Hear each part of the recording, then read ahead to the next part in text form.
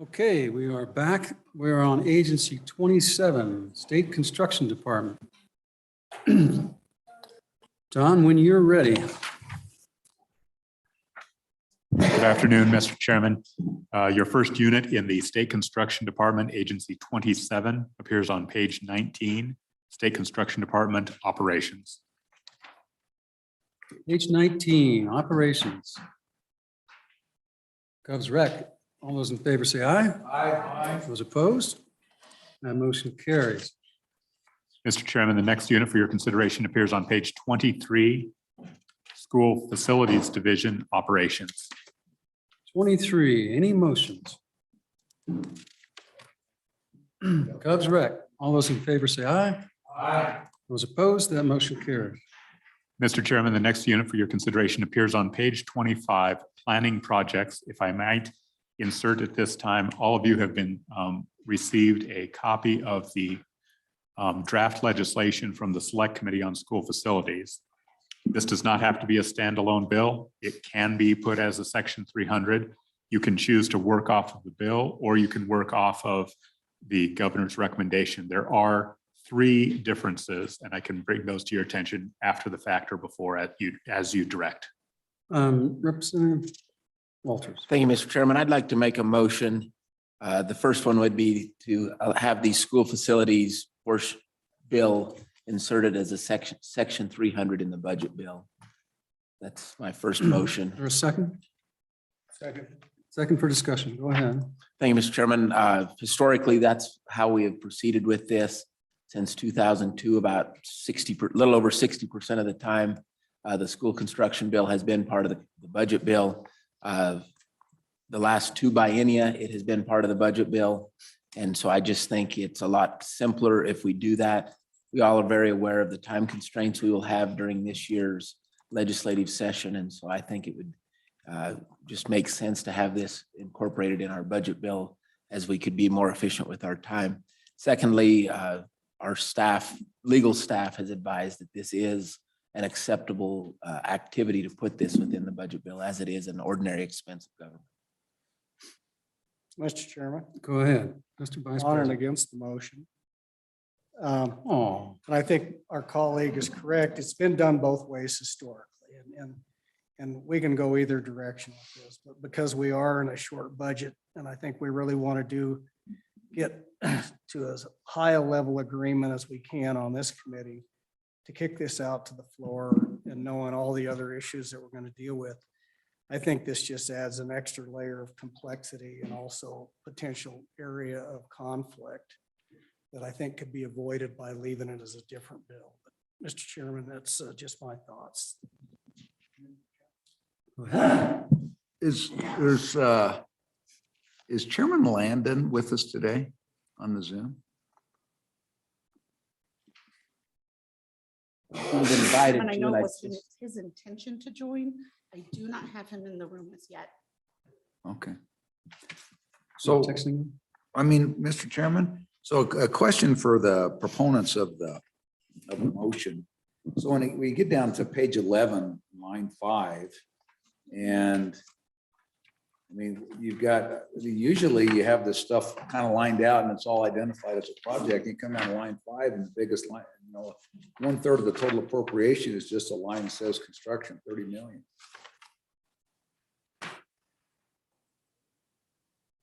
And so. Mr. Chairman, Mr. Chairman, if I may answer that question. That word construction goes with the line above it for K-12 school design and construction, Washakie County. That is the 10 Sleep School, Mr. Oh, it Chairman. was so long you couldn't get it on the same line. Correct. They got too much space in it. And I would gladly walk through the bill, and that would be my next motion if we could work through these appropriately. Yeah, we can table the motion. We can And table that. obviously, if it turns into a cram down, what's the good of it? But it may be that we don't have a lot of controversy of what's in this bill. And it would move faster instead of having it pass from one house to the other on the bill and getting it tiptoed through. If we could jointly agree on what's in the bill, and then it can become a section 300 and fight. There's no reason It might simplify everything as opposed to making it more complicated. So One, I would suggest that we table the motion, the first motion, and let's walk through the bill. Mr. Chairman, Go with ahead. that, I'd withdraw that motion and make another motion to utilize the bill as our starting point versus the workbook in front of us. And as our good staff indicated, there's only three differences between this bill and the workbook. The reason for the bill is this is the vehicle that the committee has always used to transmit our information from the Select School Facilities Committee to JAC for their consideration. So this is a standard procedure. With the only three differences, I think it's just simpler to use the bill than the workbook. So if it was okay with the committee, we would work off of the bill as opposed to the workbook. Yeah, let's just work through the bill right now. Go ahead. And I'll let you work us through the bill. Okay. You serve on, Mr. Chairman, the good Representative Walter serves on that school CAPCON. You serve on this, whatever that's called. Select Select School Committee on Facilities School Committee. Yes, I do, sir. Okay. Mr. Chairman. So the first couple of pages are really just standard language that we've had in there. Mr. Richards, if I'm missing something, please. The starting point, I think, would be on the bottom of page 5, unless I missed it. Line 17, Romanet I, and it's for charter school leases. And I think we only have, Mr. Chairman, I think we only have, if I may, do we have any other charter school leases other than that Snowy Range Academy in Laramie? Yeah. Mr. Chairman, you do. And if you wanted to use the workbook, he's working on page 32. There are 3 leases. There's the Montessori Charter School in Albany County, and then there's 2 charter schools in Laramie County, the Okay. Codair Academy and Pass. That's right. I forgot about those. Okay. Thank you. And so as we go through this, if you can cross-reference where it's at here, so we can confirm that what's in and what's out, and then when we narrow it down to those 3 things that are not. Okay, go ahead. Moving on to page 6, the top of page 6. This is those 3 charter school leases, as was just indicated, 1 in Albany County, 2 in Laramie County. Construction budget. As we move to the, Are we seeing a cost inflation with those leases? How much have they increased, year over year, biennium to biennium? Mr. Chairman, I'd have to go back and look at that, but yes, there is some cost inflation. 27. As for 2 different reasons. One, as new charter schools come online, so the way it's structured is charter school operates under the district's budget for the first 3 years, and then it becomes part of the state's budget after that, and that's laid out in statute. And so as new charter schools come into the system, and really that's what you would see as an increase in cost over time is as we have had more charter schools, plus the charter schools grow, and so their budget is based on ADM, very similar to our other K-12s. And so as you move from 30 kids to 60 kids and whatnot, there is also a growth in cost in that regard. So, Mr. Chairman, who negotiates those leases? The SBC, or once it becomes a school district, who's doing the negotiation? My understanding, all of that is done at the district level. At the school district level. Yes, Mr. Chairman. Mr. Chairman, I just want to put an asterisk there. Maybe it's something that we want to discuss. I think Mr. Chairman, I think it is, but that's all laid out in statute, how the charter school system is to operate. Our committee just gets stuck with the brunt of the budget side of it. Well, Yeah, Mr. Chairman, I agree. It needs to be looked at, and what we pay is amazing, but it's not, to fix it, we've got to go in and open the charter to the statutes. It would be interesting. Yeah, so I think if we just capture that, I think it would be an interesting interim topic to JAC to look at. I'm really concerned about somebody negotiating for a lease agreement that really doesn't have any financial liability associated with that, or, at least at the very least, is have SBC or somebody that's has the state's interest more in line with those negotiations. So I just think it'd be a good interim topic. Thank you, Mr. Chairman. All right, Mr. Chairman, moving on to the middle of page 6, line 10. It's for modular building leases. It's And 100. just, Don, can you, so the leases are on page 32, 5, and page 6. That's also, that moves on to page 33.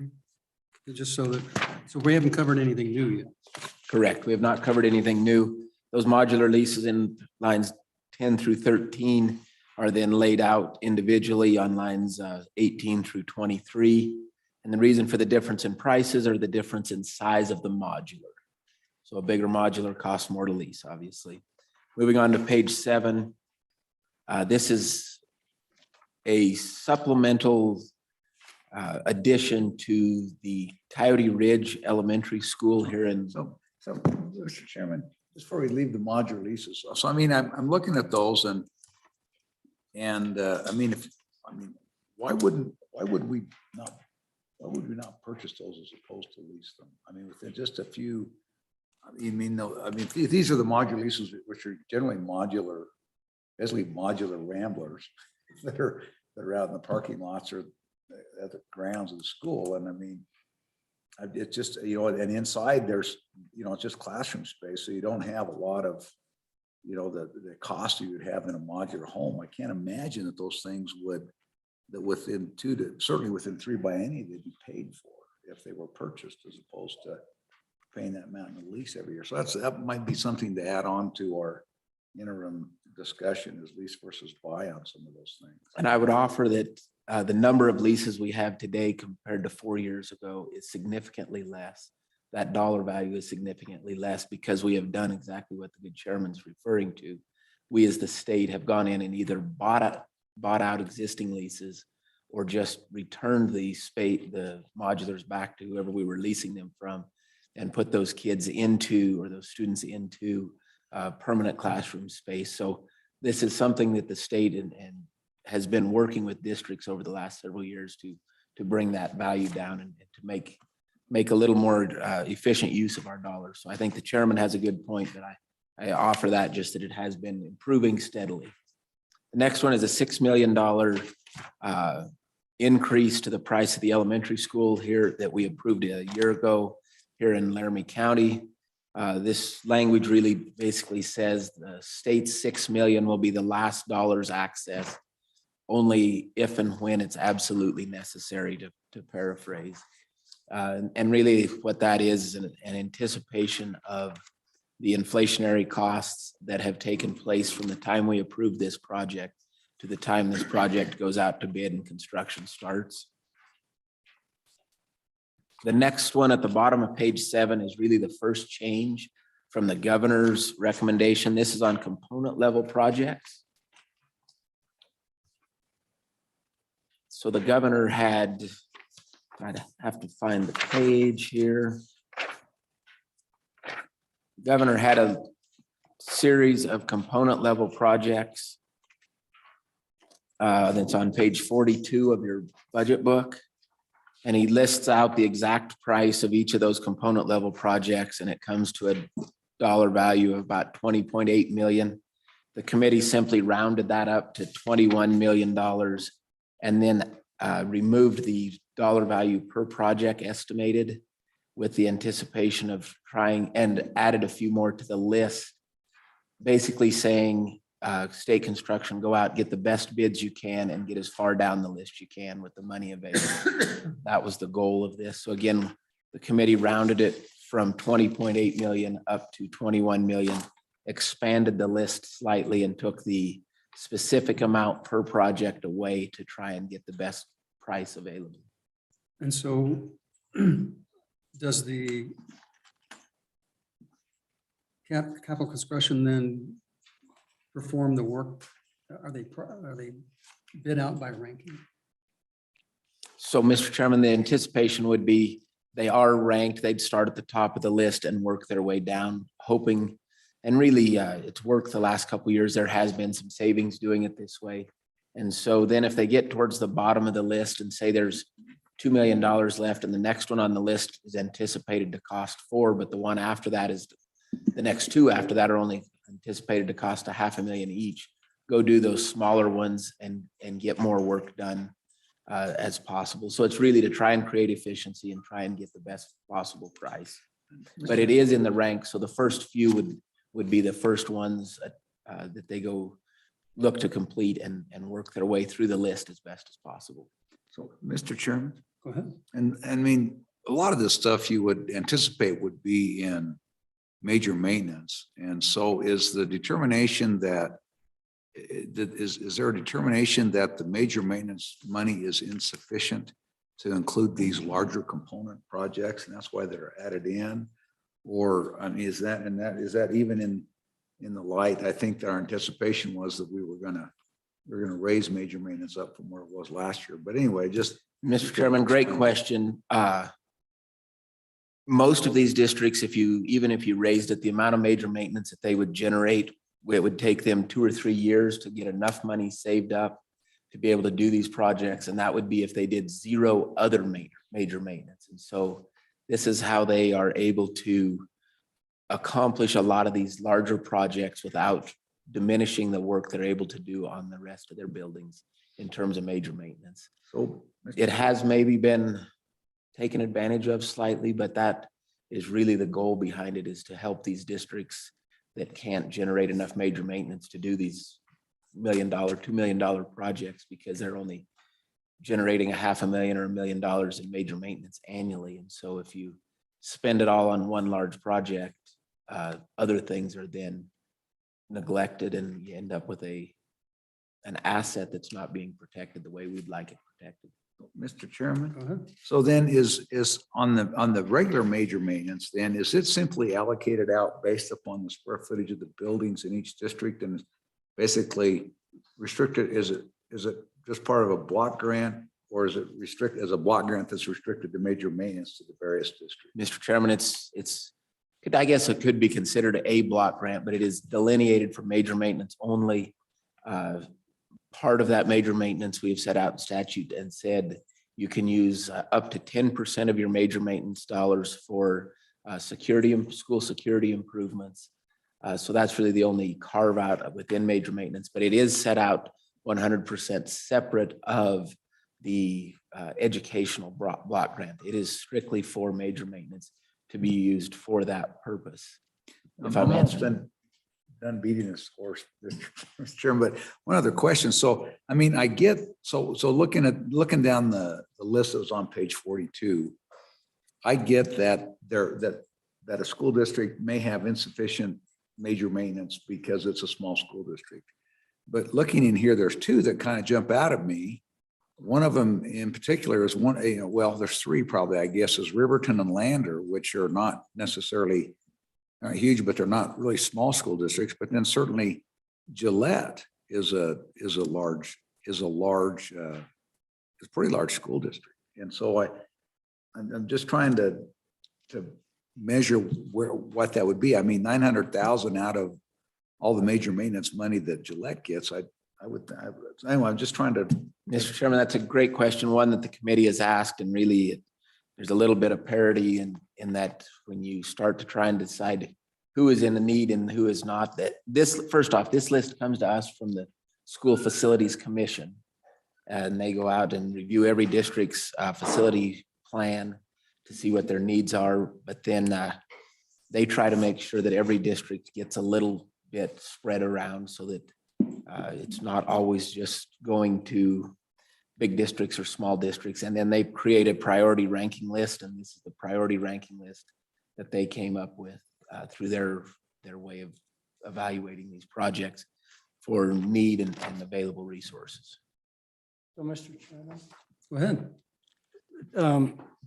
Tom, so if we take that down and we go down to subsection B, that gets back to, I think, Senator Perkins's question about can they take this out of major maintenance? And the way I read that, when you start on line 2, it says each school district shall exhaust all means of alternative funds available. But Mr. Chairman, what page are you on? What are you So referencing? page 8, Thank you. so on page 8, Are you in the bill or are you in? I'm on the bill. Okay. So I'm on the bill on page 8, and then you go down to line 20, so it's subsection B underneath all of these component projects. And then if you go to the end of line 21, after subsection, it reads, each school district shall exhaust all means of alternative funds available to the funds that may be available to school districts for capital construction or major maintenance. So based on the way that's read, it looks like to me as they do have to spend their major maintenance budget on these component projects before they would be eligible for any supplemental funding. Am I misreading that, or how does that work? Because it does say major maintenance. So it basically calls out and says you're going to exhaust your major maintenance account for this on these component projects. Mr. Chairman, it says you shall exhaust all means of alternative funds, and alternative funds would not be their major maintenance account. Their alternative funds would be anything else that they might be able to get. And so, for example, and I don't know if any of these would have applied to it, but in the past, we've had projects where, say, a power company is offering tax credits or money back for doing energy efficiency upgrades and things to that extent. And so that really this is old language that we've used in this many times. And the goal was just to say, hey, if you can get, like I said, an energy company to help partner with you to do energy efficiency upgrades as part of this, please go do that. Well, Mr. That's the Chairman, and I agree alternative with means that. of funds. If this is not the major maintenance is the direct funds, and this is the alternative funds. Well, but it goes in and then modifies that, and says including any federal funds that may be available to school districts for capital construction Federal. or major maintenance. So it says Federal including. The modifier federal applies to both parts of it. It's a conjunctival word. Yeah. So it would be, so any of these, so is there any of these ARPA funds that we would expect that would be available? And so they would have to spend those ARPA funds prior to these component level projects being expended. I think that's what it's. Mr. Chairman, on the review of the capital constructions and the school facility projects, none of them qualify for ARPA direct. But Mr. Chairman, and that's why the language was in there, is to encourage them to look and see if we could find that or anything else that might be available. Again, like I said, these various power companies, and energy companies around the state have offered opportunity over the years. And as I said, I don't think any of these in this particular bill are qualifying for it, but they offered opportunities when they did energy efficiency upgrades. They would get money back and rebates on their utility bills and things like that, all of which then would apply towards these kind of projects.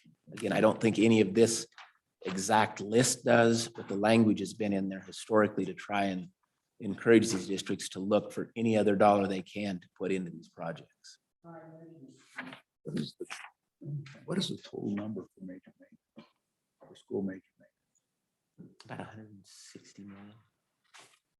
155. I don't So know. the list on page 8 is different. Correct, Mr. Chairman. So the list on page 8 adds 3 more projects. And those 3 projects were just the next 3 going down the School Facilities Commission's list. And that's part of that, right? We rounded it from 20.8 up to 21 million. And then said, if you had a couple extra bucks because you were able to get favorable pricing when you took these out to bid, go ahead and start on the next project on the list.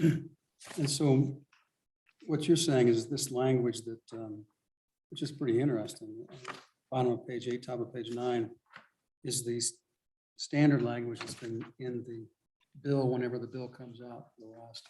That's, Mr. Chairman, that's what I recall seeing. Yeah. And so, Kevin, you would agree that they're not talking about using your major maintenance funds for this, appropriate major maintenance funds. That's really not what this is directed towards. Mr. Chairman, I would look through this that the district has their major maintenance dollars. They've got them planned, allocated, encumbered. And then the component project needs to be funded because they have exhausted their major maintenance. I believe that they need to go through that calculation to exhaust their major maintenance. Do we know if they do that? Mr. Chairman, I believe so, and that's the function of the calculation of the component projects when they start bringing them into the system. Does that sound correct? Mr. Chairman, yeah, that's part of that whole facilities plan that every district submits. And so it shows how they're spending their major maintenance dollars to the commission. And the commission then determines really based on what they've spent it on, where and what would then be available as to need to fund these component level projects. And Mr. Chairman, in the budget book, it says the component unit projects are intended to supplement the major maintenance as well. So, Mr. Chairman, Go ahead. for clarification, there are 3 projects added in the bill, but there is no added appropriation except for the rounding up. Mr. Chairman, to answer the question, that is correct. Really, we just went down the list a little bit farther and said, as I was stating earlier, if favorable pricing comes in on the other projects, this would allow them the opportunity to get a little more work done. Okay, go ahead. Okay, moving on. The next item is on page 9, line 4 for professional consulting, $300,000. I was looking in the book and I haven't found the page yet. If That's also, that's in the budget. that's standard in the chief executive's recommendation. Moving down to the middle of page 9, we have the demolition projects, $5.5 million, a little over $5 million. Those are then broken out below on lines 19 through 21, where we have Goshen County, Laramie County, and Fremont counties. So on the, And then also, go ahead. I'm just trying to figure out the numbers. It looks like the demolition in the budget is less than the demolition in the book.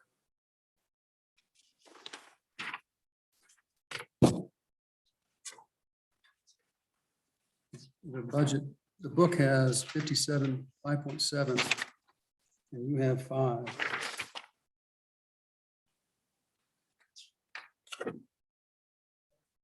Page 39.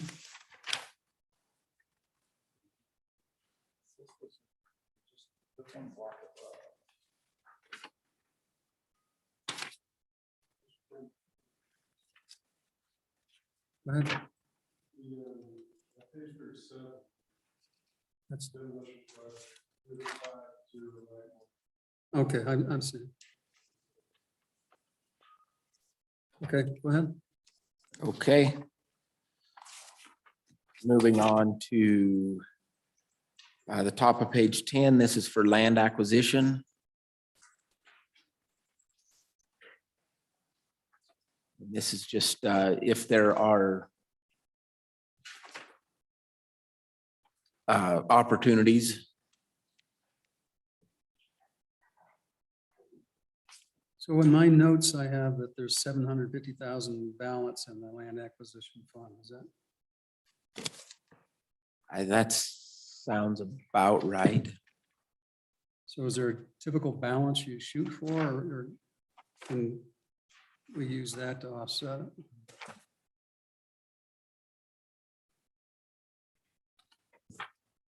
Mr. Chairman, I believe the agency's testimony on this was they hope to achieve a balance of $750,000. In the last biennium, they've spent 618, which is the amount of the request. Okay, that makes To more get it, sense. to get it to the city. Yeah. Yes. Mr. Chairman, Go back ahead. to page 37. In the budget book, they do include that next table, the 647,021, for a total of demolition of 5738415. Okay. So that's the difference you're seeing. Okay, go ahead, Tom. Moving on to the middle of page 10, the unanticipated costs. This is just what it says, unanticipated. It's based on the total projects. That number is derived based on the total projects out there and the value of those projects at about 4%, I believe it is. So it's a formula driven.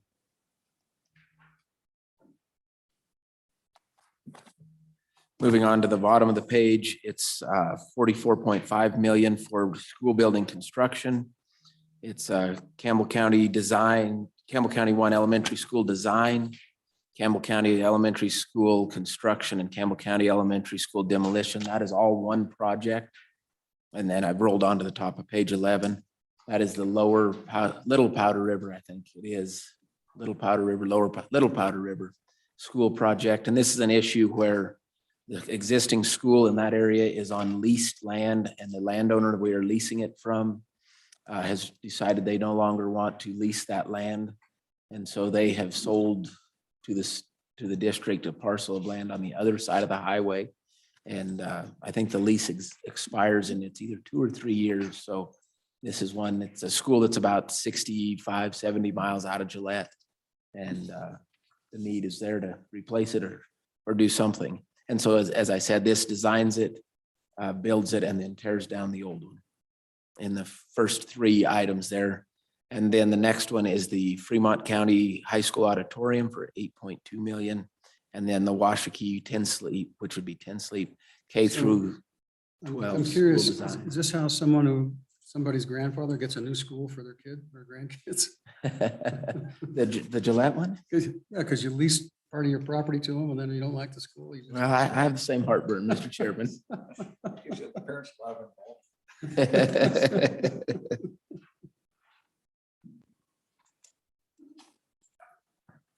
So then with the ones you just went through, Tom, any difference between the budget bill and the, So the governor's or the chief executive's request, the one I just went through, the auditorium as well as the 10 Sleep School were added by the Select School Facilities Committee. They would not be found in your book.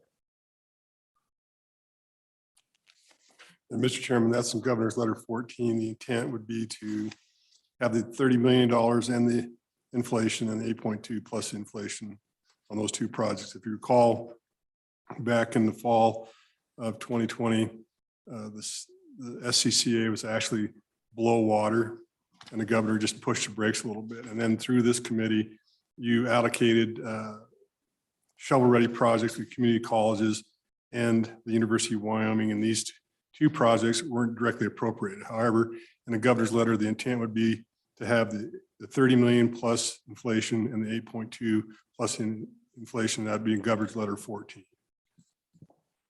What does that change it? What's that change it to? Mr. Chairman, you would have for the Riverton Auditorium, which was at 8.2 million, you'd add 492,000. So you'd have 8.8692. And for the 10 Sleep, $30 million was the forecast when that was originally brought up. And then the inflation would be 1.8 million, so $31.8 million.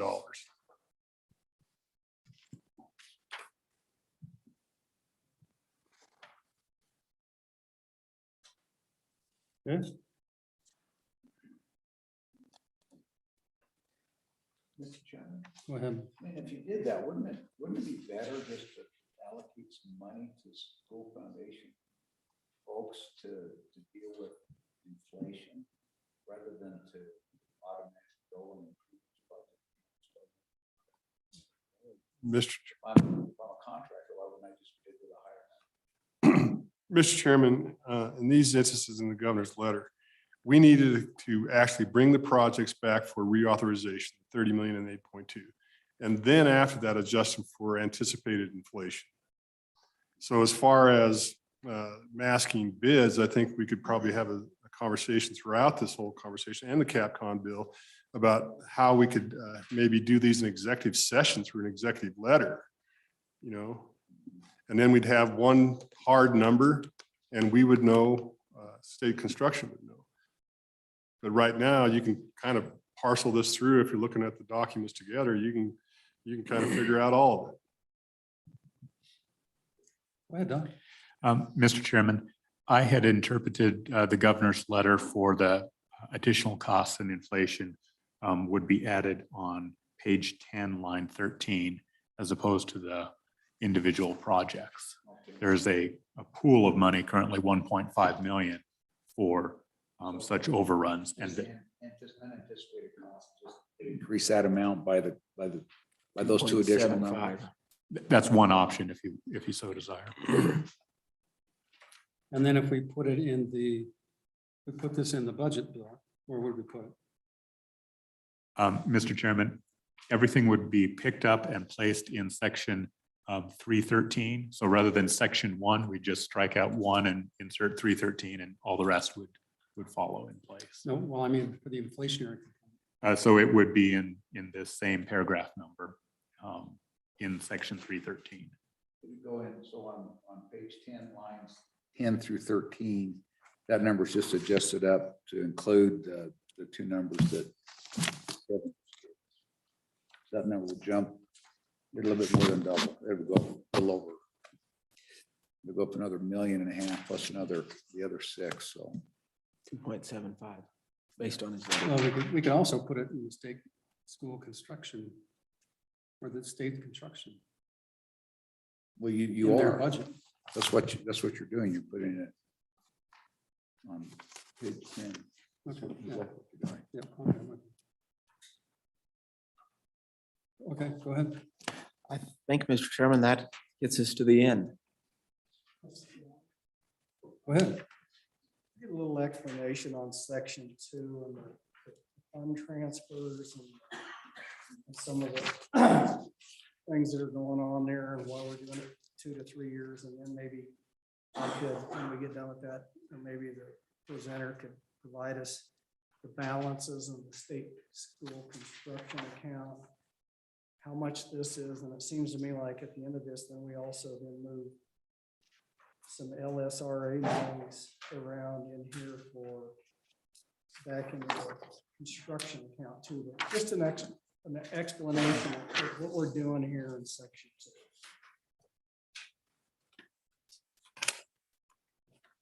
Currently, there's a deficit budget, maybe Dawn. Don? Mr. Chairman, I think, first of all, in section 2, subsection AI and A little I, the legislature has created 2 separate accounts. The first one, the school major maintenance subaccount within SIPA, receives 45% of the SIPA money. However, there is no statutory transfer of those revenues to the school capital construction account. So we have to do that every biennium. Similarly, in Romanet 2, the school lands mineral royalty account receives 1/3 of all state royalties, about roughly $32 million, $33 million per year.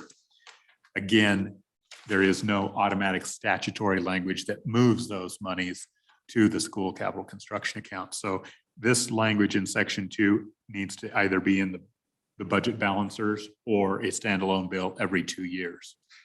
Okay. And so, Mr. Chairman, just follow up, so there's sufficient monies, and if we do that, now does this transfer all of the money out of SIPA that's in the major maintenance account? So we'll exhaust that.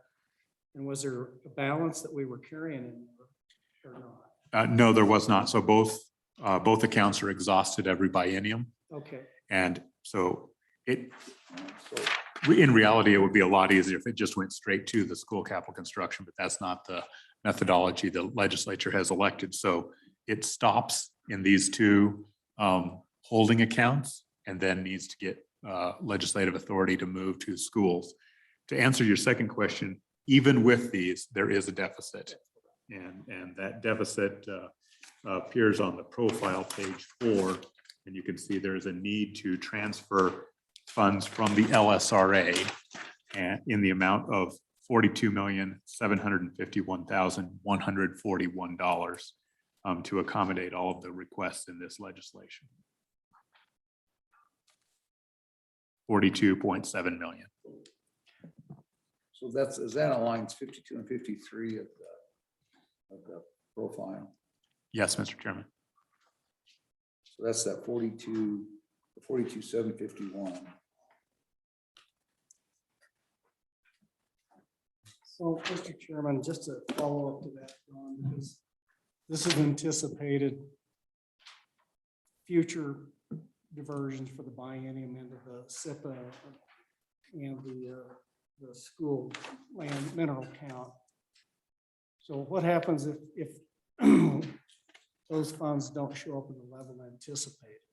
In other words, for the second half of the biennium, because these will tip, I'm assuming well, I think it says in here quarterly as you needed for cash flow. But the second half of the biennium is projected revenue. It's not necessarily money that flows in. What happens if we get less than what's anticipated? You're exactly right. On the first account, however, it's guaranteed. So there's a backstop from the school fund or a common school permanent land fund reserve account, permanent Wyoming Mineral Trust Fund reserve account that guarantees the full amount of the SIPA, including this. So there's sufficient money in those reserve accounts. Romanet I has no chance of failure. Romanet 2 little I does have a chance of concern. And I'll be honest, Kevin and I have spoken at length about this in Craig. It's probably our most difficult revenue source because that's state royalties. And you'll recall 2 years ago, we did have an issue where the royalties came in much less than expended. It's not only price and production, we now have to predict where the operator is going to operate. And we talked about coal mines moving to the north or moving to the east. And in fact, that particular year, they did fall short. And that was when the governor then halted some projects because there were insufficient funds given the lack of revenue. So he came in and said, okay, the last two, it happens to be one of them that we're discussing today, that Riverton Auditorium was appropriated, gosh, I think 3 or 4 years ago, and then they pumped the brakes on that. Mr. Chairman. So my understanding, and Tom, this question is really for you, is that you come up with a certain amount of new construction every biennium. And the theory is to build up a certain amount per year to keep up with basically what's coming off the list in terms of new construction versus, and we've had consultants that come in and talk about if you have to build so much in order to maintain the quality of schools, replace what's out there on a regular basis. Otherwise, you get a backlog that goes on, just gets worse and worse and worse. And so when you come up with your proposals, do you have that in mind? How do you establish your cutoff on what you fund and don't fund? Mr. Chairman, the School Facilities Commission, which is separate of the committee, actually comes up with those recommendations in conjunction with the school districts. And really, they do it based on every 4 years, every 5 years, we go out and have a consultant review the capacity and the condition of all of our schools in the state, all of the school buildings, whether it be a school or an office building or whatever, the bus barn, all of those are evaluated on a condition basis, on a capacity basis. And then within the school commission, facilities commission, they have within their rules what the cutoff point is. And so when a school starts to get below a certain rating, they put it on, they flag it and say, we need to pay attention. And then as it gets a little lower, they say, okay, we need to put some money up to start planning for its new construction. And same on the capacity side. This is a real high level description of this. It's same on the capacity side. They do a capacity study and they say, this school is getting close to being full. This school is almost full. We better start planning for it. And that, so then they start to put these projects forward based on those two recommendations, capacity and condition. And then over the next several years, they move their way through the process. But they're also reviewed, especially on the capacity side. Did a district have a sudden change of capacity because the energy sector changed, and so kids actually moved out of the community? So while a school was maybe planned to be built because they saw tremendous growth, and all of a sudden there's been a change in something, they don't just bull ahead and go ahead and build a new school when those kind of things have changed. So it's continually monitored. But that's really how it starts. What is the capacity? What is the condition? And then they, within rules, they have a benchmark of when it gets below a certain condition level, then it gets replaced or it starts through the process of replacement based on need. They also monitor that based on what we were just discussing before and more, and that is the component levels, you know. So a school might be showing some really failing marks, you might say, and yet then they go in and they replace a roof or they replace the roof in the HVAC system, and it improves the school significantly. And so it's no longer high on that condition needs list. And so through the district facility plans, as well as the state construction department, they're continually, every year, they're reviewing this to see where these school buildings are and why they're there. And over time, they do deteriorate to a point that new construction is the most cost-effective way to solve the issues. Again, though, the committee really takes the recommendations from the commission, and many reasons for that, but for the last 20 years or 20 plus years, it's been a system that's worked well.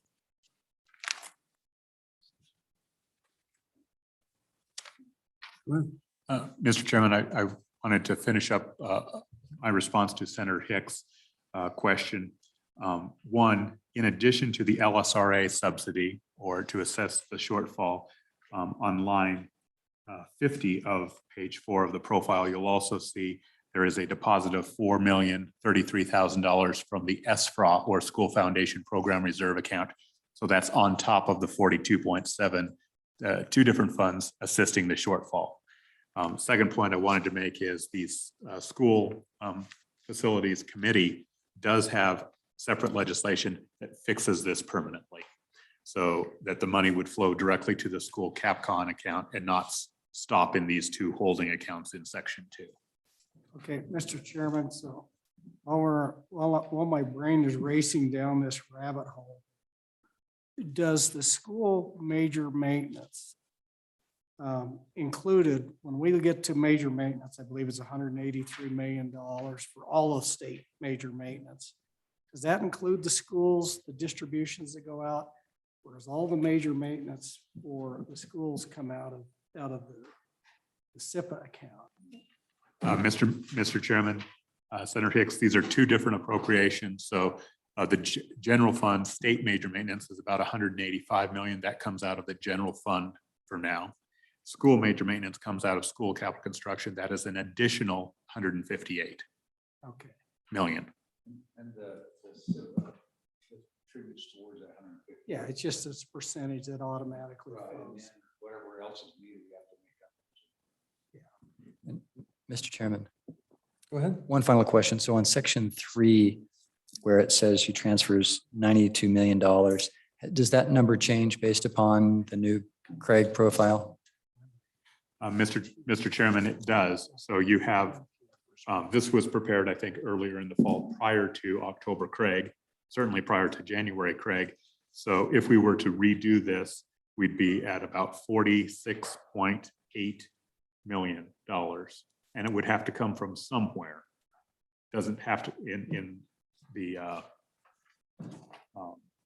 draft before you, it comes from the general fund. If we were working off of the books, the governor's recommending it come out of the LSRA and SFRA. Mr. Chairman, and just a little food for thought, the committee used the general fund for that portion, knowing that LSRA backs up the general fund. And so rather than make one more transfer, we said, let's start at the general fund, and it just simplifies things, and use the LSRA for a budget balancer at the very end of the day, as opposed to every individual account. That was the theory behind it, or the concept behind the general fund. Should switch that.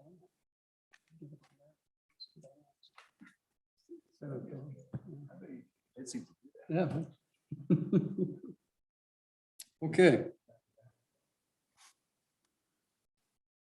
So, Mr. Co-Chair, So after that, Mr. Vice, we could ask Mr. Vice Yeah. President. if you feel any more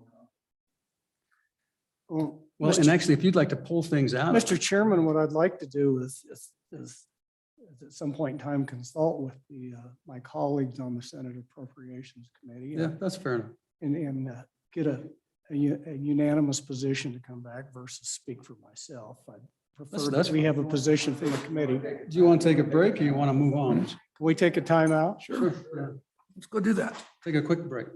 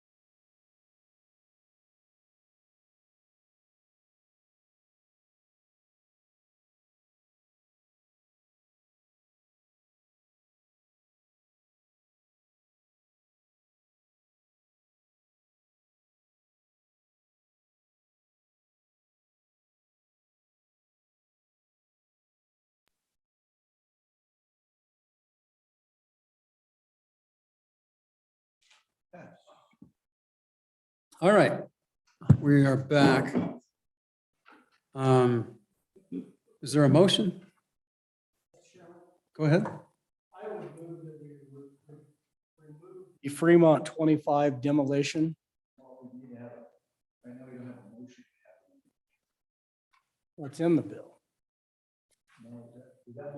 To remove that. No, we tabled it. Oh, we tabled it. Yeah. Renew that motion and then do your motion, I think. You lost me. So we'll make the motion. So I'll make, so why don't you make your motion again, Representative Walters? Or take, or leave, I move that we take the prior motion off the table. Well, Mr. Chairman, I think the one that we had laid back was it in relation to putting this into the Budget bill. put into the budget bill. So that one's been held off. But the next one, then the one we were working off of was using this bill as the starting point versus Okay. the budget Right. book. I stand And so corrected. that's the motion on the table currently is to use this bill as our starting point. So You're let's right, I'm wrong.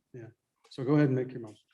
So given that, Mr. Chairman, what I would do is that I move that we remove the provision for Fremont 25 on the demolition from this bill. I would further go ahead and then at that point in time, once that's done, is move to adopt this and put it into the budget bill. Okay. is everyone second the motion? Second. Second. All those in favor say aye. Aye. All those opposed? That motion carries. Mr. Don, anything else? we need Mr. to Chairman, know? if I may, while we're working on this, we have Chief Executive's letter number 14. And really what it is it shows the inflation adjustments for some of these projects. And if it was the committee's pleasure, I would make the motion at this time to accept Chief Executive letter number 14. And that would just make those actions take place and it would allow our staff to get started implementing this sooner rather than later. And Don, you'll put that in those locations we talked about, so it's not broadcast, correct? Yeah, so it's going to be in Romanet paragraph 9, Romanet 9. Mr. Chairman, that's correct. There's one component of letter 14 that needs to be addressed to that in a different location, I believe. Okay, but as to that component, all those in favor say aye. Aye. Those opposed, that motion carries. As amended, all those in favor say aye. Aye. Those opposed, that motion Mr. carries. Chairman, does, Go ahead. Don, do we need, it was just what you said. You said there's one other place. What do we need to do there? Mr. Chairman, we'll bring that to your attention, but the governor's request for $300,000 of additional funding for major maintenance, which is in a different part of the budget bill. It's not part of the school capital. I saw that in bill. here. So we will get to that, but I did have one more Okay, go ahead. substantive difference between the working draft that you're working off of and the governor's recommendation on page 7. There is a request for $6 million for the, I believe it's the Coyote Elementary School in Laramie County. The governor has asked that in his request that be effective immediate. The bill does not make it effective immediate. What is your pleasure there? Can you have Mr. explanation? Yes, thank you, Mr. Chairman. And effective immediate is appropriate here because this has gone out to bid. As I said earlier, it says this will be the last dollars used if there is the cost overrun, but we need to have the money, or the district needs to, and the department need to have the money available so that they can prove to any bidder that the project is fully funded. So Don, do we know, is it coyote or coyote? You ain't from around here, are you? So I would make the motion to make that $6 million effective immediately. All those in Effective favor say aye. Aye. Those opposed, that motion carries. So, Mr. Chairman, Go ahead. what's the 300,000 for additional maintenance? I saw that somewhere and what's that for? Mr. Chairman, that's for the calculation for the state side major maintenance, not the school side major maintenance. Okay. Am I mistaken that in the letter? Mr. Chairman, Representative Walters, that is for the school side. However, it is not part of your section 313. It's part of the budget 027. Okay, anything else then on agency 122, 27? Anything else coming out of here? Okay. Well, not to cover right now. Mr. Chairman? Go ahead. So, and Don, if you would, the Tonkin thing is part of, it's going to be married with something in the capital construction bill. So please, if we forget, please bring that to attention when we get to the capital construction bill. It takes both sides of this to make that all work. Okay, Absolutely, Mr. Chairman. It's on our list. thank you. Okay, I think we approved everything as amended. Is there a motion to close 27? John? No? No, Mr. Chairman, we're maybe done with this portion, Right. but then we Okay. I'm sorry. return back to Take us back 027. to 27. So on, back into your budget, Agency 27, State Capital Construction, I believe the next unit for your consideration is major maintenance on page 47. Okay. And this is the last part of Governor's Letter number 14, where the $300,000 would be added if you desire to do so now. And so on the education side, this is 2%, right? Mr. Chairman, it is 2%, and that is pursuant to statute. Go ahead. And the 300,000, is that just take us up to the nearest 100,000 on the 2%? Mr. Chairman, my notes show that from the time this budget was prepared to basically last week when the letter came to us, major maintenance is a square footage, and then there's also some ADM calculations. So this is really the true up of what that number should be, is how I would describe it. As I have in my notes that our staff and the agency would give us a true up as we got to markup, and that is that true up. So it's a $300,000 even? That sounds pretty true. Okay. Do we have a motion? We have a motion. Mr. Chairman, so I would move to accept the unit 1501 as amended by the governor's letter number 14. Do I have a second? Second. Moved and seconded. Discussion. All those in favor say aye. Aye. Those opposed? That motion carries. Next.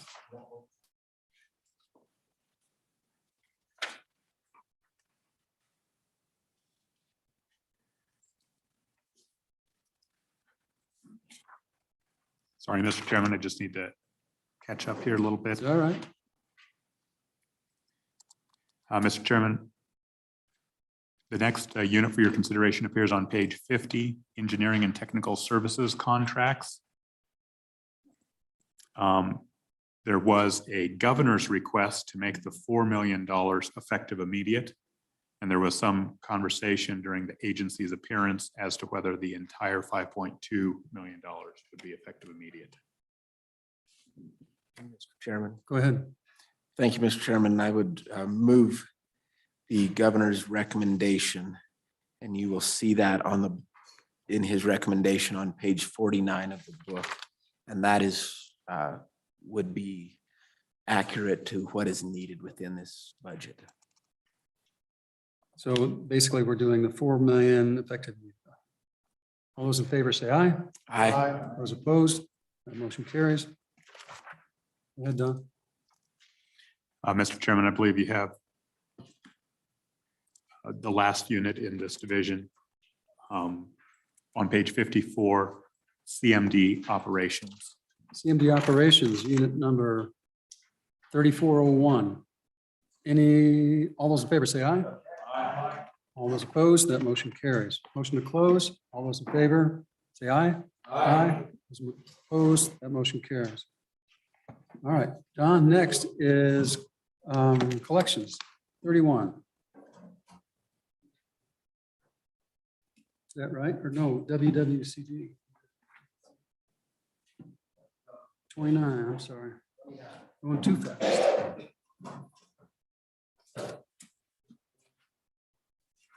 Yes, Mr. Chairman, the Wyoming Water Development Office Agency number 29 has one unit. It appears on page 30. There are no exceptions. We have a motion. Dove's rec. All those in favor say aye. Aye. Those opposed? That motion carries. Motion to close. All those in favor say aye. All those opposed, that motion carries. Mr. Chairman, the next agency is Agency 31, Collection Agency Board. It also has one unit. It Okay. appears on page 14. The title is Administration. Okay, has everyone pulled out their, I've got mine up. All those in favor of Gov's rec, say Which aye. one are we on, Mr. Chairman? Okay. Hmm? We're- We're on Collection Agency Board, page what, Don? 14. All right.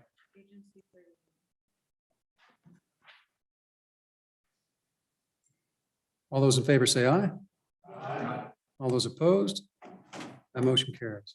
Motion to close. All those in favor say aye. All those opposed, that motion carries. Okay, now we're on State Agency 37, is that right? State Engineers?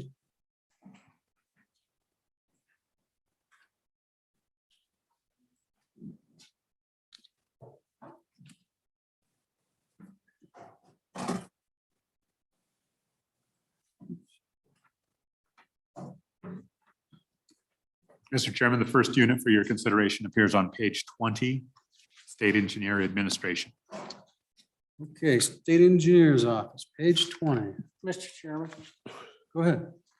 I'm just, well, go ahead. I believe Representative Simpson was ahead. All right, go ahead. Representative Simpson. Thank you. That's kind of you. I sure look forward to an opportunity to talk about water. I don't know why well, I guess because I'm the chairman. Okay. As long as you don't drown us. Mr. Chairman, we're in Administration Division. I bring your attention to letter number 10 from the governor requesting that we reinstate the deputy state engineer position for the tune of $328,990.26 from the general fund. And I make a motion to include that in the state engineer's budget. Second. They move and seconded. Discussion. Mr. Chairman, What, does the governor have this in his budget or hadn't come up yet? Mr. Chairman, this is the governor's letter, and I think Okay. governor's letter, it's Which- not in the budget. Mr. What, Chairman. what number is it? Letter number 10. Okay, go ahead. So the situation here is we had a state engineer that was not very experienced. And when we went through the budget cuts, I've been told that his deputy was assigned to temporarily run one of his departments. And so it was vacant and it looked like an easy button to eliminate that. But in retrospect, it's really been damaging. We really need the deputy state engineer. And so I encourage you for an aye vote to support this governor's decision. Okay. Discussion. Is that correct? That's absolutely correct, Mr. Chairman. Okay. All, We have an acting state engineer and no state engineer and no deputy state engineer. And then what happens? it's a ship afloat on a lot of water right now that needs a rudder. All right. All those in favor of the motion say aye. All those opposed? That motion carries. Okay, back. Anything else on Unit 101? As amended, all those in favor say aye. All those opposed? That motion carries. Go ahead, Don. Mr. Chairman, your next unit for your consideration appears on page 27, Groundwater Division. We have motion goes rec. All those in favor say aye. Those opposed? That motion carries. Mr. Chairman, the next unit for your consideration appears on page 31, Surface Water and Engineering Division. Okay, Division 301, Gov's rec. All those in favor say aye. Those opposed? That motion carries.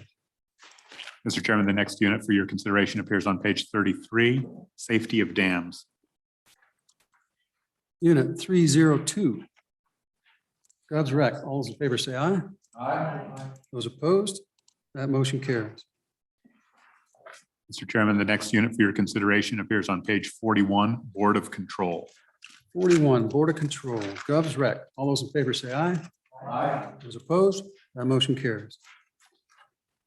Mr. Chairman, the next unit for your consideration appears on page 45, support services. Support Services, Unit 501. All those in favor say aye.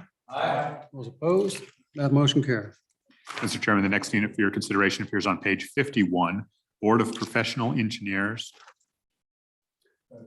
Govs Rec, Unit 601. All those in favor say aye. Aye. Those opposed, that motion carries.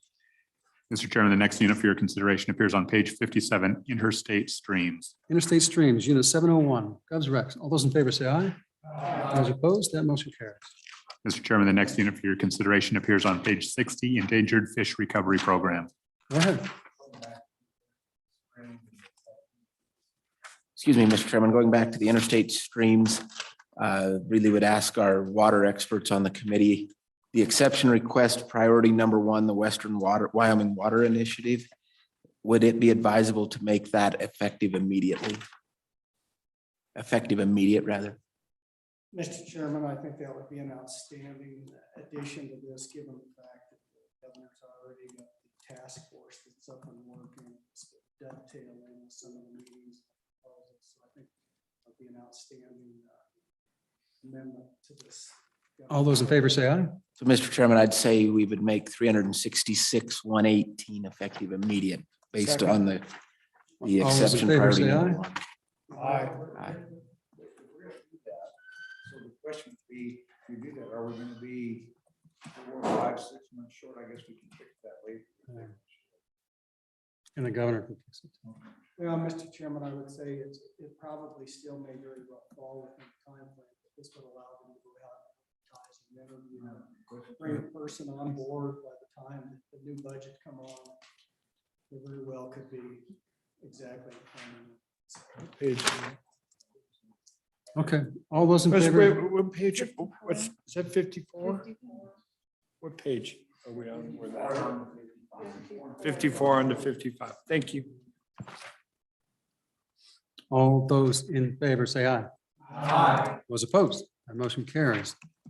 Now, as amended, Unit 701. All those in favor say aye. Aye. Those opposed, that motion carries.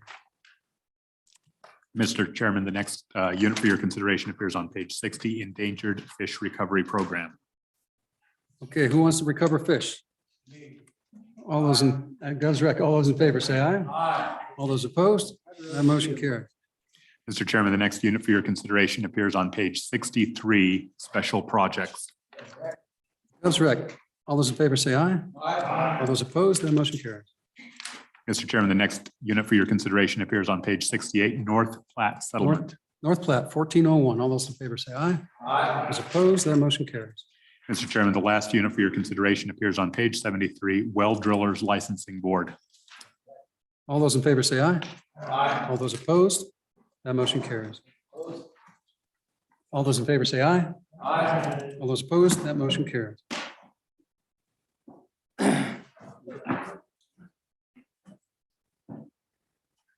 Wildlife. Yes. Mr. Chairman, the next unit for your, or agency for your consideration is Agency 39 Wildlife Natural Resource Trust Fund. Yeah.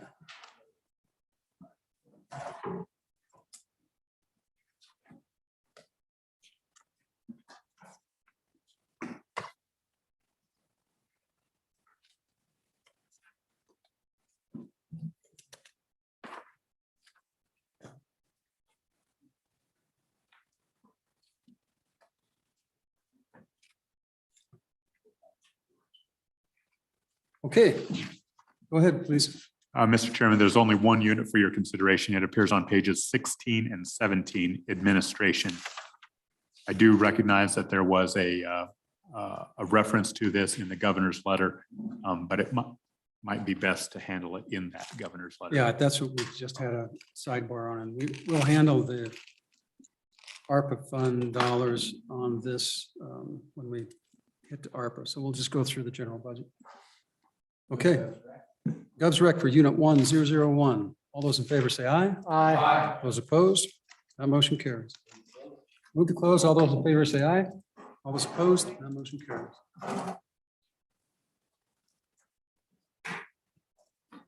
Game and Fish. Mr. Chairman, the Game and Fish actually does not have a budget before you. The next budget for your consideration is Agency 41, Fire Prevention and Electrical Safety. Yep. Our friend, Mr. Reed. No.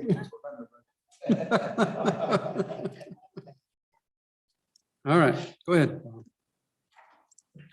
Mr. Chairman, on page 13 is your first unit for consideration, Administration. Gov's right. All those in favor say aye.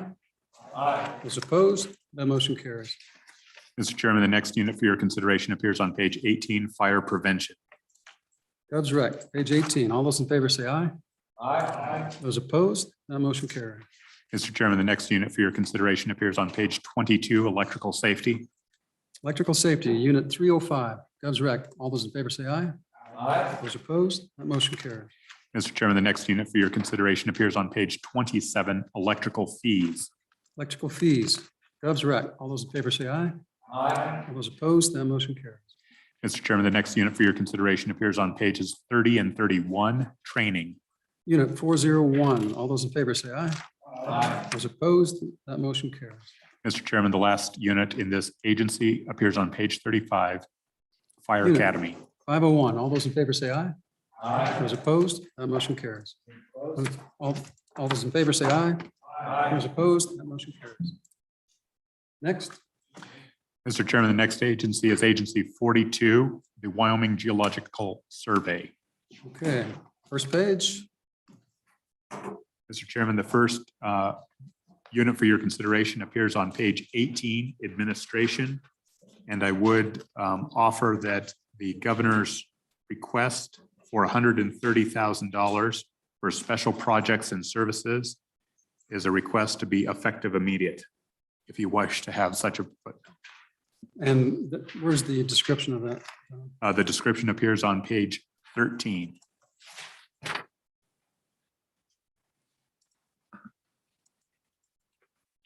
So this is the mapping. Okay, do we have a motion? Go ahead. Mr. Chairman, I would move that $130,000 be made effective immediate On unit in 0101. unit 0101. Second. All those in favor say aye. Aye. Those opposed? That motion passes. As amended, unit 0101. All those in favor say aye. Aye. Those opposed? That motion carries.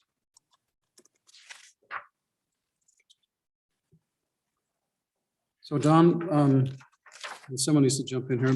We had a discussion of whether or not to add a position back. Is that correct? Is that another governor's letter? And would that go in 101? I believe it would. So do we have a motion on that? Moved and seconded. Kevin, you want to walk us through what Gov's letter is requested?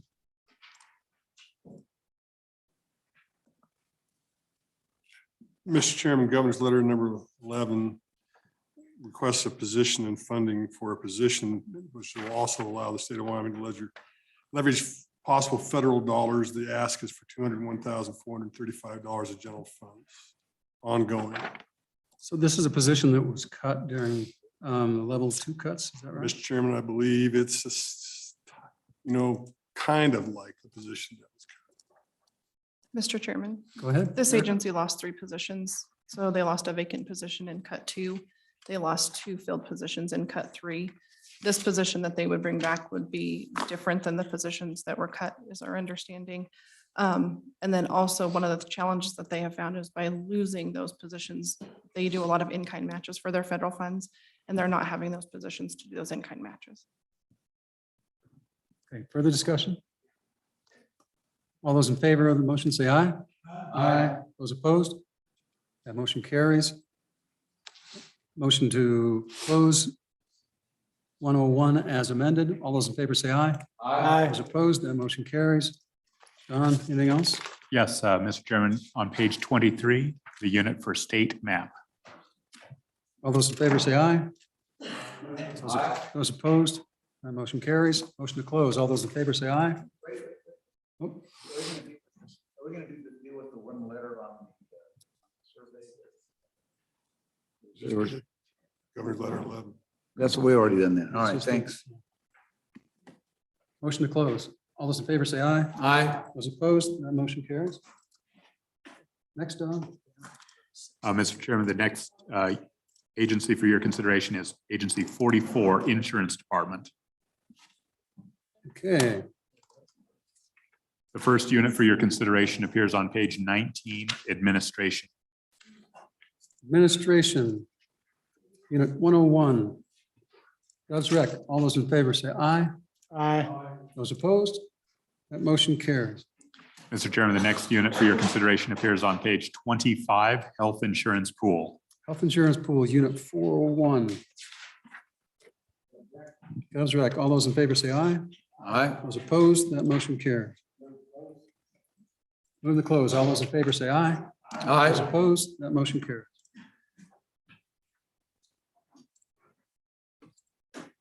Okay, one drawer down.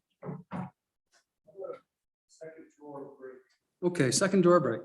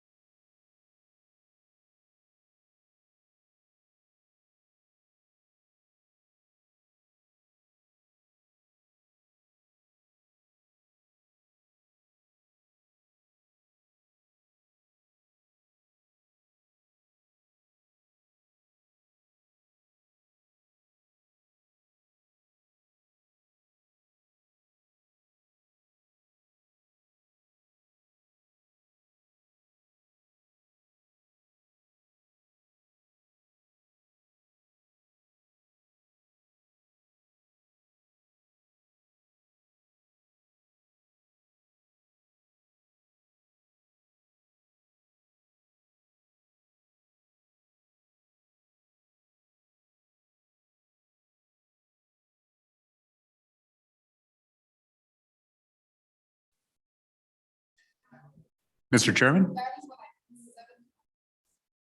The next unit for your consideration is on page 28 and 29, Department of Transportation Administration. Okay, go ahead.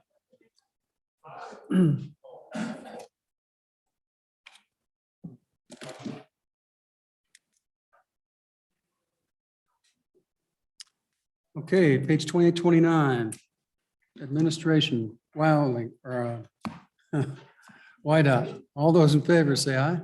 Aye. Those opposed, that motion carries. Next, Don. The next unit for your consideration appears on page 30, Legal Services. Dobbs Rec, all those in favor say aye. Mr. Next. Chairman, the next unit for your consideration appears on page 32 and 33, Internal Review. Dobbs Rec, all those in favor say aye. Mr. Chairman, the next unit for your consideration appears on pages 36 and 37, Public Affairs. Public Affairs, all those in favor say aye. Aye. Those opposed, that motion carries. Mr. Chairman, the next unit for your consideration appears on page 41, Support Services. Support Services, Dobbs Rec, all those in favor say aye. Aye. Those opposed, that motion carries. Mr. Chairman, the next unit for your consideration appears on page 47, Driver Services. Driver Services, Dobbs Rec, all those in favor say aye. Aye. Those opposed, that motion carries. Mr. Chairman, the next unit for your consideration appears on page 50, Motor Vehicle Services. Dobbs Rec, all those in favor say aye. Aye. All those opposed, that motion carries. Mr. Chairman, the next unit for your consideration appears on page 56, Human Resources. Human Resources, Dobbs Rec, all those in favor say aye. Aye. Those opposed, that motion carries. Mr. Chairman, the next unit for your consideration appears on pages 60 and 61, Office Services. All those, Dobbs Rec, all those in favor say aye. Aye. All those opposed, that motion carries. Mr. Chairman, the next unit for your consideration appears on page 66, Statewide Cost Clearing. All those in favor say aye. Aye. All those opposed, that motion carries. Mr. Chairman, the next unit for your consideration appears on page 70, Management Services. Management Services, Dobbs Rec, all those in favor say aye. Aye. All those opposed, that motion carries. Mr. Chairman, the next unit for your consideration appears on page 73, Procurement Services.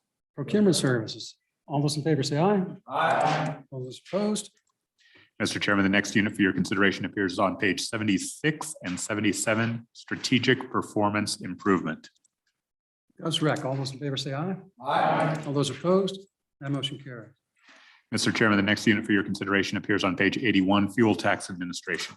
Fuel Tax Administration, Dobbs Rec, all those in favor say aye. Aye. All those opposed, that motion carries. Mr. Chairman, the next unit for your consideration appears on page 86, Transportation Information System. Transportation Information Systems, Dobbs Rec, all in favor say aye. All those opposed, the motion carries. Mr. Chairman, the next unit for your consideration appears on page 107, Highway Patrol. So there's various exception requests through this, Don. Go ahead. Mr. Chairman, just back on, we're on unit, did we just finish 4014 We did. or 0414? Go ahead. So, Mr. Chairman, the governor, I thought that didn't the governor recommend denial of? Mr. Chairman, Go ahead, Cal. that's correct. These are the fees that came through this, the bill that ultimately I think would be used for the maintenance of the RIS replacement. There is no concrete evidence of what the mission would be to complete here. So the governor's recommend denial until such time as we have all our ducks in order for what the RIS upgrade is going to look like, et cetera. So we've already approved that denial, and that was inherent in the motion. So, but here's my question. Do we need, if that's the desire, if ultimately that is, that condition that the governor wanted imposed is satisfied to the governor thinks it's satisfied, then we want to go ahead and we want to provide for the authorization of that. So denial is just until such time as the governor's satisfied, or that there's, the metrics been met? Sure, Mr. Chairman, the funds will still be there and their special revenue dollars. Okay. So that's the first lift. And certainly we want to have this into consideration when we actually have the implementation of RIS. And when is the time of that conversation in the governor's proposals for ARPA? It's either RIS or YLink at this point in time about whether we're going to go forward. But we just want to keep this money where it needs to be until such time as the plan is fully developed and delivered. If you want to put a caveat in there, as such and such, we're not going to resist it. Well, but I mean, the point is that if we don't make some allowance, that it's not going to be available till we get back here in a year. Well, Mr. Chairman, I would consider this under the fact if we fund RIS, then what we know is that there's a revenue source for ongoing maintenance of that. When is that going to happen? I don't think that's going to happen in the next 2 years. Okay, thanks. Okay, on to Highway Patrol. And Don, can I walk through these exception requests? Mr. Chairman, the exception requests begin on page 101. The first is for speed detection radar devices. 101. I've got like 89.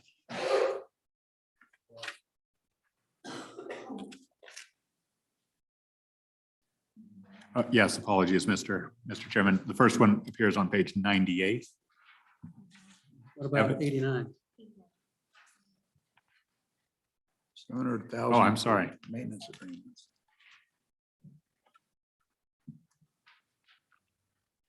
Yes, Mr. Chairman, the first one appears on page 89.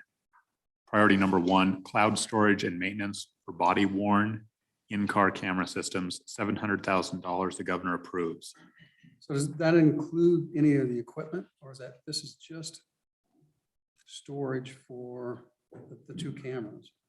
So this is just basically a service contract, right? Is that right, Kevin? Mr. Chairman, that's the maintenance service contract to perform the software that's necessary for this information to get from the body cam through the system and get it to the records for the courts. So what's the total combined cost of buying the cameras, putting all this whole program together? Mr. Chairman, rephrase the question. Do they already have the body cams? Are they using them now? Mr. Chairman, I believe that they have in-car cameras and they have a system that's antiquated for that information in the in-car. I don't think they're actively using body cameras now. So this would do that, transfer that information for whatever video that they have, and particularly the body cameras as well. Okay, and so do they go out, how do they pick this number? Mr. Chairman, I'd have to believe that they went to a consultant and asked them what the estimated cost for that would be. Well, I don't have to believe that. What's that? I said, I don't have to believe that. You can believe that. Well, I can call them on the phone. So, Mr. Chairman, Go ahead. Director Reiner, I believe, is in the online if we need to ask him some questions. Sure. Director? do you have to believe the director? Mr. Chairman, members of the committee, a fine afternoon to you. For the record, Luke Reiner, Director of YDOT. Mr. Chairman, relative to the Highway Patrol request, this first request is indeed the request for a cloud storage device for information from the body cameras that we intend to buy. So one of the things that we've discovered is that as we send our men and women out, that they currently do not have body cameras. And personally, I think that's like sending somebody to a gunfight with a knife. And we have not adequately prepared them for the society that we live in today. And as they go testify in front of courts, the request often is, hey, where's the body cam footage? And so you will see there is a request in here for the body cameras, but this is the storage because of the large amount of data that's gathered, and it is certainly in the cloud. It is not resident on a device that's physical here. ETS certainly, we've worked with them and they're decisively engaged and are partners in this endeavor. So, so Director, how did you come up with the figure? Did you contact various companies? How did you come up with the number? Yeah, Mr. Chairman, to the best of my knowledge, the Highway Patrol worked very closely with the various vendors, and this is a very accurate estimate for the cost that will be involved. So how many vendors are out there? And how do you know, what kind of background information did you obtain to figure out which body cams you're going to come with in terms of longevity of companies and quality of cameras and that kind of thing? Yeah, Mr. Chairman, I was not personally involved in that. What I know is that the Highway Patrol through the YDOT contracting agency did the appropriate research. The cost was about $350K per year for a total of 700 for they estimated for a total of 700 for the biennium. To the best of my knowledge, the RFP has not gone out. This is an accurate estimate at this time. Go ahead. So this is I get it. It's 300 terabytes per year, which is so I'm assuming that's cumulative. So at least, and eventually get to a rotating point, because I'm assuming you'll only keep the video for a certain period of time, but 300 terabytes per year. So that ultimately it's going to be, as I understand, that would be 600 for the biennium, because you're going to keep the 300 from the previous year, add another 300 a year, and then you'll be 300 a year on top of that. But I mean, as you look at, you can, and I don't know if it's but I'll just say it this way. I mean, you can go buy external terabyte storage for your laptop. You can get 2 terabytes for about $60. Now, I know that there's a lot, but ultimately, when I look at that, it just physical storage. I'm not suggesting you to do that, but it just, to get 300 terabytes at that, it'd take 150 of those. So you're looking at like $15,000 or $15,000 if you were to just do it physically. So it's kind of hard to, it does raise a little bit of and I realize it's an estimate, and I'm just wondering if we can refine that number somehow a little bit. Well, in addition to that, theoretically, the first year or the second year would be cheaper than the third year because you have less data. Why would you have less? You got to build up your data back, depending on how long you keep these video files. Mr. Chairman, also, what needs to be taken into consideration is the process of moving the data from the trooper in the field into the cloud storage and how that works. Now, I personally was involved in the older process with the video car cameras where we actually collected the information, as you pointed out, on a hard drive in the trooper's vehicle. And then the trooper had to bring that hard drive into their station, into their bullpen, and then upload that information. And it was a very long, arduous process and very inefficient. This also provides that service where you're managing the data. And then also, when you think about managing the data, how about when you were approaching a court case, finding the information, keeping it secure, and having the records readily available? That was also cumbersome under the old process as well. So this is a management system along with data storage. Well, Mr. Chairman, Go ahead. and I recognize it. I think, and as I read it, so what we're talking about right now is priority 1 was the cloud storage and maintenance for body, worn, and in-camera car systems. That's 700,000. Then priority number 2, which you haven't gotten to yet, is the computer-aided dispatch maintenance and reporting dashboard, which I think is which is a different $700,000. And so I think we're talking about 2 different things there, Kevin, I think. So right now we're just talking about the cloud storage number. Mr. Chairman, I'm on the first 700,000, and then the next 700,000, the computer-aided dispatch is completely different. I haven't spoken to that. I still believe that within this $700,000, not only do you have the data, you have to manage the data.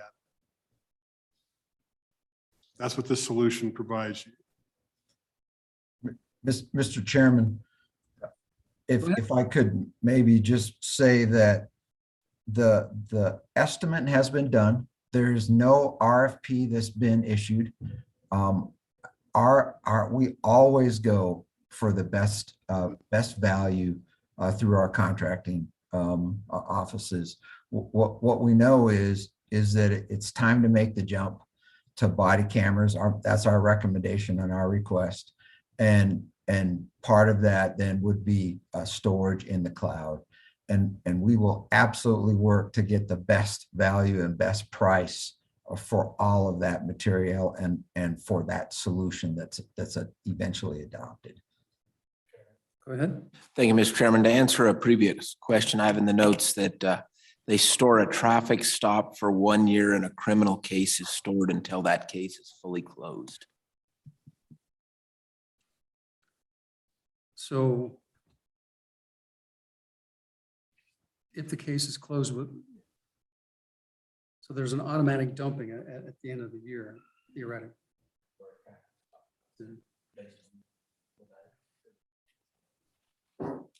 Yeah, I recall that statement. All right. Okay, now let's go to priority number 2.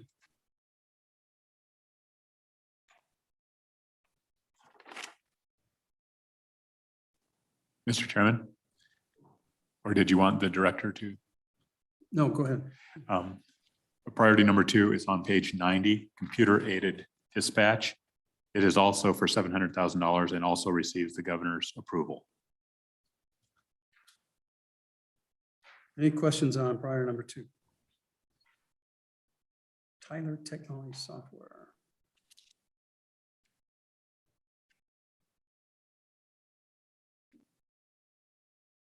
So will this be a one-time expenditure?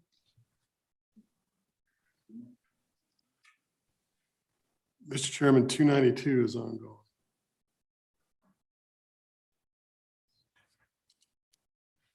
Let's see where it says if it's one time or not. Mr. Chairman, this will be reoccurring. Like to add this recurring maintenance to the standard budget. On page 90. So, Mr. Director, would it be possible for you to show us the information that you reviewed for both priority 1 and priority 2 and the cost analysis that was done? Mr. Chairman, absolutely, would be happy to submit that. Okay, thank you. Priority number 7, Don, page 21.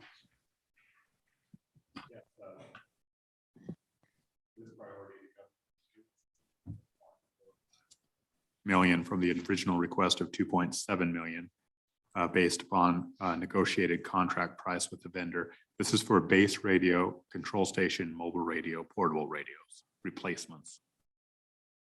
Okay. Priority number 9 on page 92 is the public safety hosting and managed services. This request is for $500,000 and the governor approved that. So and that ties back into, so tell us a little bit about the Tyler New World computer, because it looks like that's part of your CAD, the new CAD system. Is that right, Director?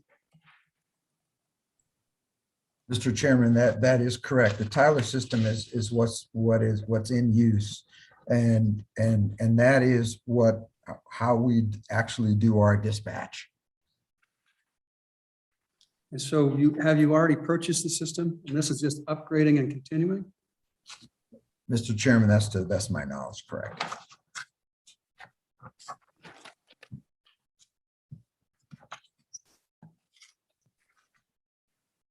And so that Tyler system will tie into priority number 7, your control stations and mobile radios, portable radios, and extenders?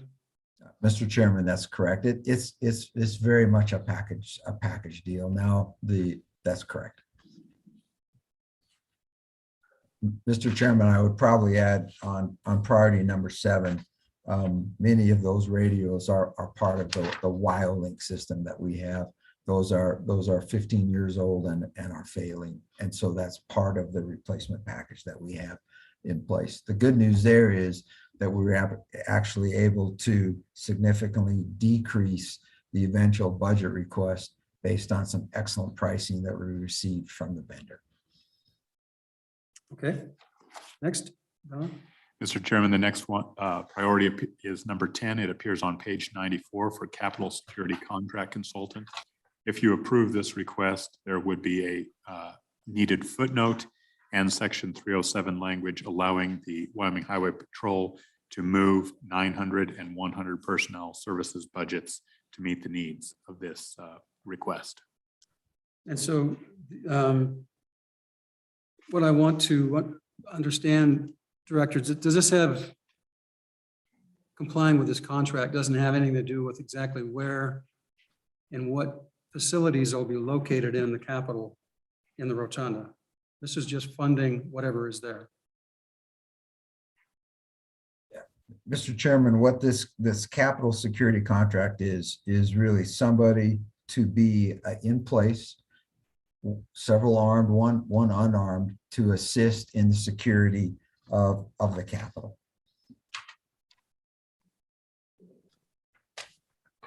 Not sure I answered your question there, Mr. Chairman. So that, yeah, this is just your consulting contract, just to have a person in place.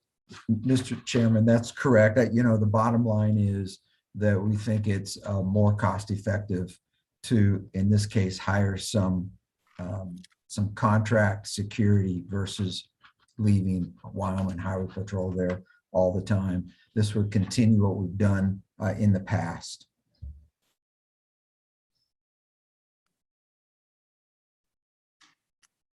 Okay, any further questions on that? Go ahead, Don. And Mr. Chairman, just to reiterate, the governor did deny this, but he is requesting the flexibility of movement of funds. A priority, So the denial is for all the funds? correct. He denied the $523,000, but he is requesting the ability to move funds, not unlike the public defender's office between the 100 and 900 series. Okay, Excuse me, that is correct, from the 100 to the 900. okay, priority number 11. Is connected mobile devices. The governor approves this request. It is in the amount of $562,000. So I remember a brief discussion about this, but this is ones that you could plug in, plug out. Mr. Chairman, these are in-car modems, which the troopers use to transfer data back and forth with dispatch, and also other data requirements that they have. The bottom line is that what's currently in the vehicles are old and outdated and need to be replaced. Okay, next, Don. Mr. Chairman, the next priority is number 12, evidence system upgrade. This is a request for $39,719. The governor approves it. Arguably, this would be covered in your global amendment. Okay, and then the next. Priority 13, portable radio consoles. The governor also approves this one for $279,931. Okay, go on. Mr. Chairman, priority number 14 on page 101 is a public record software for $50,000. The governor approves the exception. So that's an ongoing existing maintenance agreement. Is that correct, Director? Mr. Chairman, relative to priority 14, that is correct. This would initially be to purchase an upgraded software and then ongoing maintenance. The bottom line is there's so many requests that come in that this will be a huge time saver for us. Okay, next one. Priority number 15 begins on the bottom of page 101, speed detection radar devices. I don't know about this one. Oh, wait a minute, wait a minute.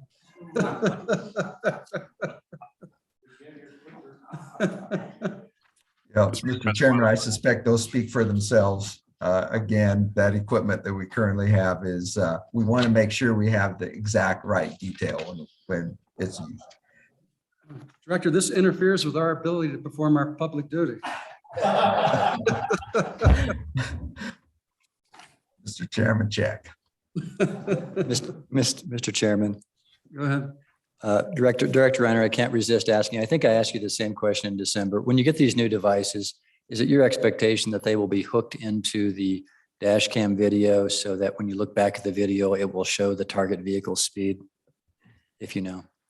Mr. Chairman, Representative Sith, to the best of my knowledge, the answer is yes. I remember you asking that, and as I recall, Colonel Haller responded to the affirmative. And so that's my understanding of how the system, and it would make sense because it should certainly be displayed. Mr. Chairman, Go ahead. just a little commentary. I don't know if I will be able to support this or not, but I need a deployment plan as to where these are going to be located. If you could provide me with that and make assurances that there's none over in my neck of the woods, I'm fully supportive of this, Mr. Chairman. Okay, next one, in-car printers. Yes, priority number 16, the governor approves for 127,000. Okay, next. Mr. Chairman, the last one is priority number 19, replacement of computers. This would arguably be covered by your global amendment. It is entirely IT hardware the governor approves. Okay, is that all you asked for Highway Patrol? Mr. Chairman, correct. It's actually, Actually, it is, you have pay raises for them as well. that would be true. That would be the only exceptions in this portion of the budget. Okay, any questions on Highway Patrol Unit 501?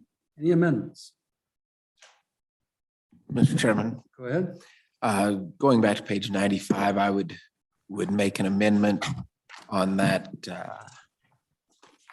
priority number 10 for the capital security contract consultant to allow for the footnote to allow for the movement of funds from 100 series to 900 series and 900 to 100 in the amount of 523,277. So a two-way movement 100 to 900 for just those capital security needs. All those in favor say aye. Mr. Chairman, Go ahead. we do that. In the footnote, he's only, I think he's in the footnote, asking from 100 series to 900 series. He's not asking for flex in the opposite direction. Kevin, is that right, or is he asking for something more? Mr. Chairman, that's correct. So accepting the governor's recommendation will allow them to move funding from the 100 to the 900 for capital protective service Yeah. contract. So it's a little bit different, and it doesn't allow to go the other direction, just the one direction. Friendly amendment. Mr. Chairman, I think that's appropriate to allow just the one direction. And I do think that it's necessary for us to make a specific motion for a footnote versus just accepting the governor's recommendation on this one. So does it make a difference if we have a footnote? Do we have to do it through footnote, or we just put it in there? Mr. Chairman, if you support this, as Representative Walters has proposed, it would not only be a footnote, but it would be a carve out to section 307. So you can see it in two places. Okay. All those in favor say aye. Aye. All those opposed? That motion carries. As amended, any other amendments to, or 501 is amended? All those in favor say aye. Aye. Those opposed? Okay, that motion carries. Mr. Chairman, the next unit for your consideration appears on page 110, radioactive waste. Radioactive waste, all those in favor say aye. Aye. All those opposed? That motion carries. Mr. Chairman, the next unit for your consideration is page 114, Port of Entry, ports of entry. 504, all those in favor say aye. Aye. Those opposed? That motion carries. Mr. Chairman, the next unit for your consideration appears on page 117, WildLink.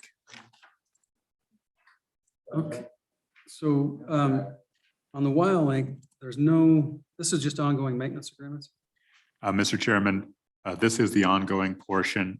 It's actually 7 employees.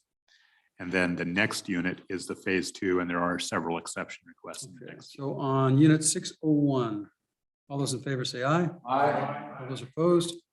That motion carries. Go ahead. Just going back to radioactive waste, I recall a discussion about the fees, that they were, hadn't been updated. Is that something we need to talk about? Director? About how much it is, I mean, Don, I think we get a report on that, don't we, Kevin? Mr. Chairman, the conversation about the fees was in the Homeland Security conversation with Director Bud. And WIDOT just handles the money for the Office of Homeland Security. That So help? I think, has there been any legislation presented for the fee increases down on? Mr. Chairman, I don't recall that.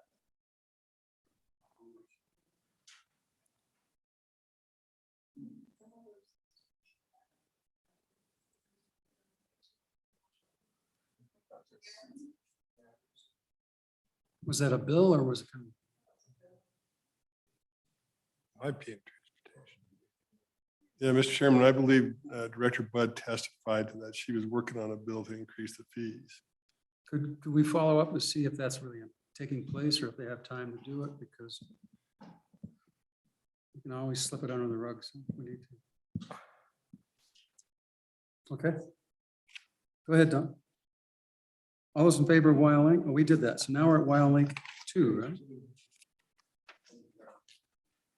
The next unit for your consideration appears on page 126, WildLink Phase 2. And to respond to the prior inquiry, this is where you have a much larger amount of 900 series or contractual services, totaling 9.9 million. So, Mr. Chairman. Go ahead. So my recollection on priority 4, we're talking on priority 4, exception requests on page 119. So again, that's the replacement, the scheduled replacement for these base station radios in particular, and which are at end of life, and then a modernized and replaced with this modernized system. And so my recollection is that this is one of those things that can't be used from ARPA. This part of communications is not direct ARPA available. And so is that right? Mr. Chairman, I believe the towers are a hard maybe for ARPA Direct. But we need to take into consideration the exercise what we have for presumable ARPA Direct, because if you cut from the general fund budget, which we've done with corrections in the Department of Health, that lowers the general fund side, which gives us more room on the MOE side. So we're in the process of trying to find other areas where we could cut the standard budget for that particular exercise. So basically, if you want to fund, let's say the towers with ARPA Direct, that would just be funding them. There would be.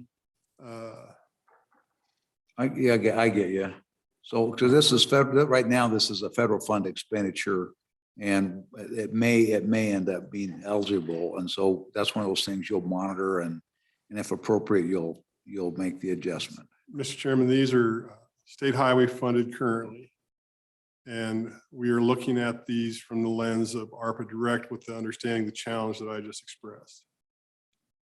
Yep, gotcha. And so anyway, the ability to do that, I think we've got a footnote that will be global in nature that will enable that to occur. So, okay, thank you. Okay, this is unit 603 right now.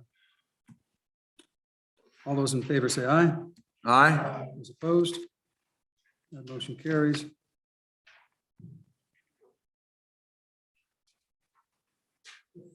Go ahead.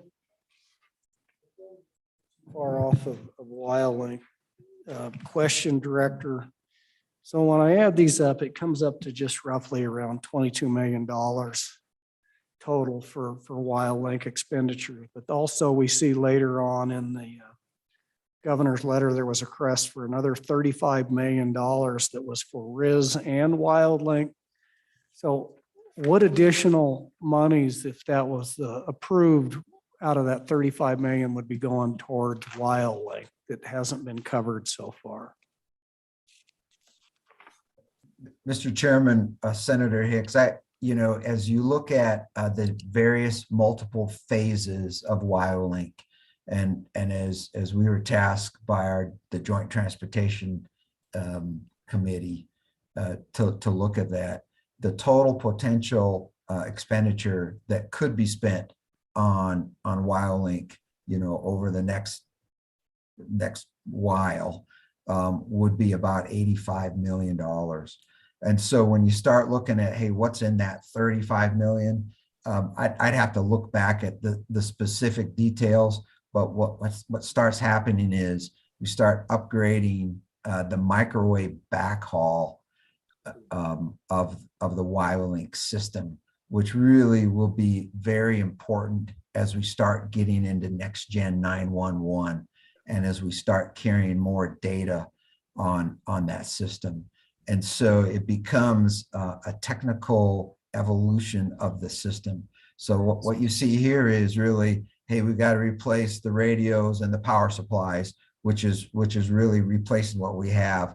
And then the next portion then starts saying, hey, there's a couple more towers we need to add, and we need to start upgrading the microwave backhaul of the system to support what we see coming at us in emergency services. So, Mr. Chairman, I guess that didn't answer my question. The question was, out of the 35 million, how much more could we expect out of that to go to WyoLink? And you don't have to answer that now, Director, but if you have an idea, that would be nice. But Yeah, I'd just like to get an idea when we get to that section on the budget, how much more we would be looking out of that $35 million request segregated between WyoLink and RIS. Mr. Chairman, I'm not quite sure I'm tracking the question there from Senator Hicks. I guess, are you saying, Senator, if we don't spend $35 million on RIS, how much would go to WyoLink? Well, the way the description on that we got is that 35 million would be eligible for RIS or Either one. WyoLink.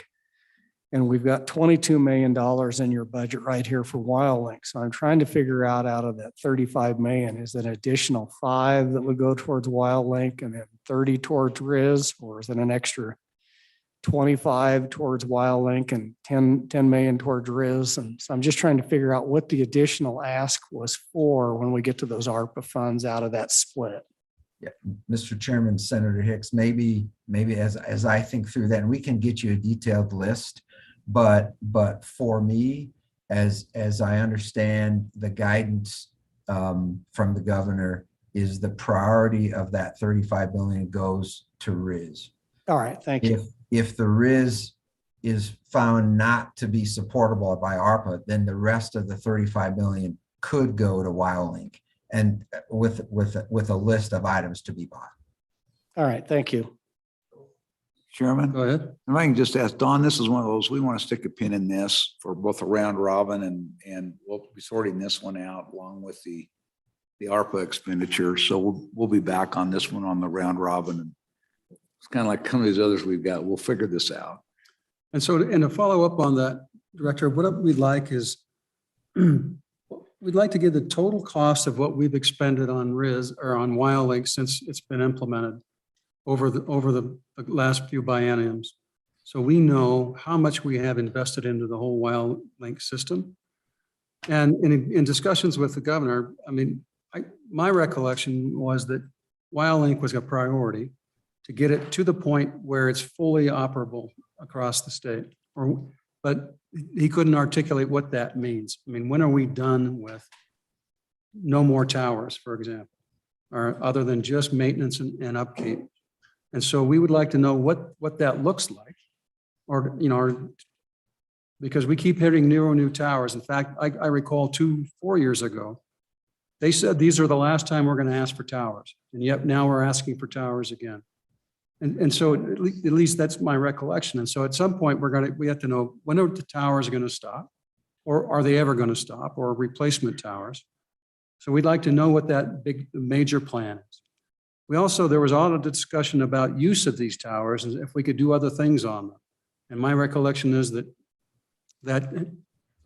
sometimes the frequencies are different, and so you can't do certain things on those towers. in terms of either access for other public or for other uses, and what the status of that is. And so that's just some data we need to know how much longer we're going to invest, and ultimately, if we're giving the biggest bang for our buck with this process. Mr. Chairman, I'm tracking. So in terms of the total cost to date, I actually have seen that spreadsheet. And to the best of my knowledge, I thought it had been forwarded down. I'll track that down and make sure we get that to you. In terms of what we think a built out system looks like, we did actually brief that to the Joint Transportation Committee. And there is a bill that's out there that includes that detail, but we can certainly push that detail to you as a JAC in terms of, hey, what does it look like built out? At this point, my recollection would say there's 17 extra towers that are built that are in that total amount. There is actually an exception request in here for 2. So that would, but that's of that 17. So we do have a fairly good idea of what the final system looks like. I think my editorial comment here in terms of the system and in terms of, hey, what are we adding is, as the system has evolved, it has become more and more accepted across the state, and more people are coming on, and which is expanding the use of the system and requiring some of these extra towers as the system gets used more. I actually take that as success in terms of, hey, what do we want our emergency communication systems to look like? That decision was made 15 years ago, it is evolving nicely, and I think headed in the right direction. And so was added 15 towers, does that have a dollar sign on it in terms of what those estimated costs will be, plus the maintenance and upkeep of those? Mr. Chairman, it does. It would be included in that detail in the Transportation Committee bill. The current cost per tower is about 1.5 million. And Okay, so, thank you. Mr. Chairman, Director Reiner, just to summarize, so is the total price tag to finish out the system $89 million, or is it more than that? Because in the explanation we got, price tag was 89 million. Yep. Mr. Chairman, Representative Stith, I think the number was actually about 85, that there's a number that's 89 in the bill, but it should be about 85. And then does that also include life of the towers and the operating costs as they go forward? And in other words, when will they become obsolete? That 85 million is going to last 5 years, going to last 10 years?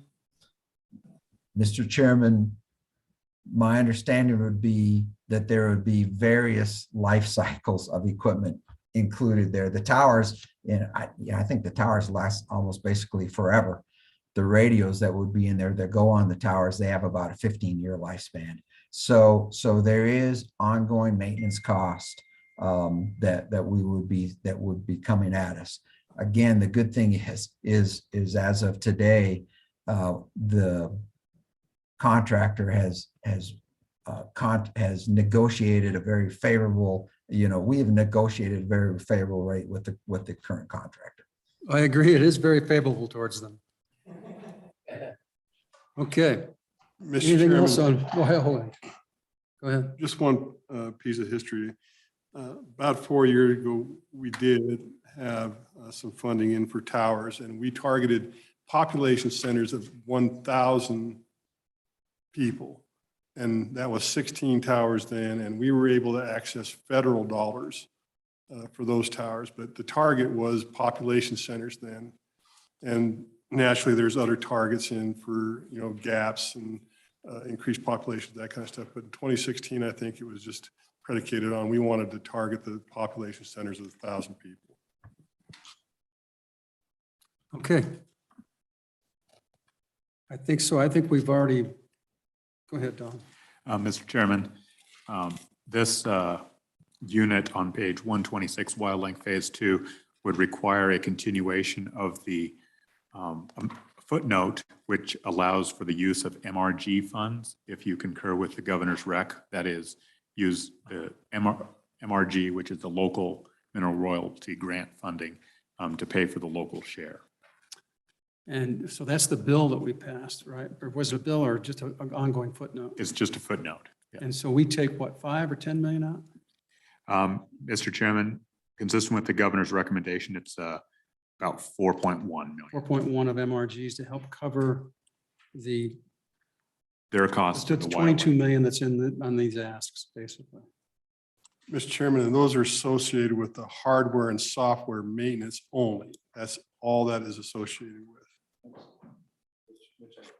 Mr. Chairman, I think that was kind of the solution because there was so much pushback from local governments on cost sharing that ultimately we ended up going, and that's where we started taking it at. Yeah.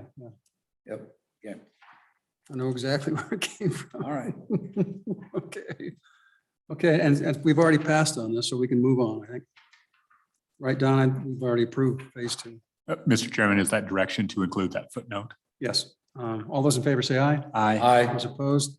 That motion passes. And yeah, we want to revisit this, particularly with as much information we can for the ARPA dollars.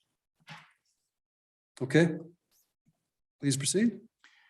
Mr. Chairman, the next unit for your consideration appears on page 131, Administration, Aeronautics Division. Aeronautics Division Administration. All those in favor say aye. Aye. Those opposed? That motion carries. Mr. Chairman, the next unit for your consideration appears on page 134, Operations Aircraft.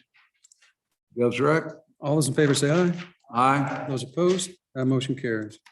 Mr. Chairman, the next unit for your consideration is on page 137, Airport Improvements. All those in favor say aye. Aye. Those opposed? That motion carries. Mr. Chairman, the next unit for your consideration appears on page 139, Air Services Enhancements. Air Service Enhancements. All those in favor say aye. Aye. Those opposed? That motion carries. Mr. Chairman, the last unit for the Department of Transportation appears on page 141, Air Services Enhancements Air Services Administration. All those in favor say aye. Aye. Those opposed? That motion carries. All those in favor say aye. Aye. Those opposed? That motion carries. Thank you, Director. Appreciate your time. You bet, Mr. Chairman. Thank you. Mr. Chairman, if I could just have the liberty of just one quick comment or question. And this is going back to the discussion on RIS or TIS, is the bill that was passed last year specifically said that WIDOT would need specific legislative guidance to proceed with the purchase of RIS.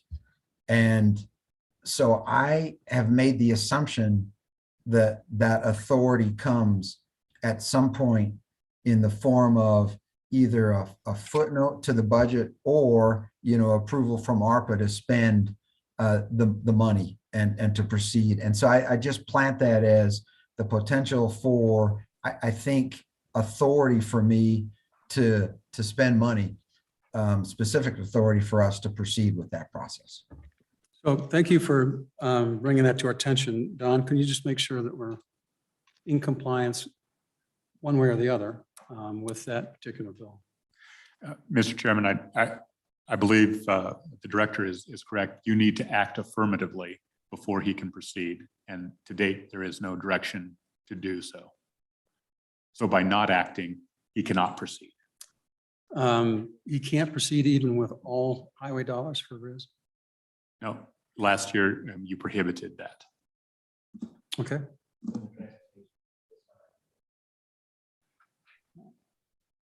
Mr. Chairman, I'm not privy to what the Transportation Committee may or may not have as to this issue. Can we find out? Sure. I will add on the radioactive waste, that is another committee bill. Senate file number 3 for this session will be a discussion of the radioactive waste, and that is sponsored by the Transportation Committee. And so that's the fee increase. That's the fee increase, completely Right. separate Okay. issue. So we don't need to worry about that. Okay, great. All right. Anything else? Thank you for the reminder. Yeah, thank you, Mr. Chairman. All right. Go ahead.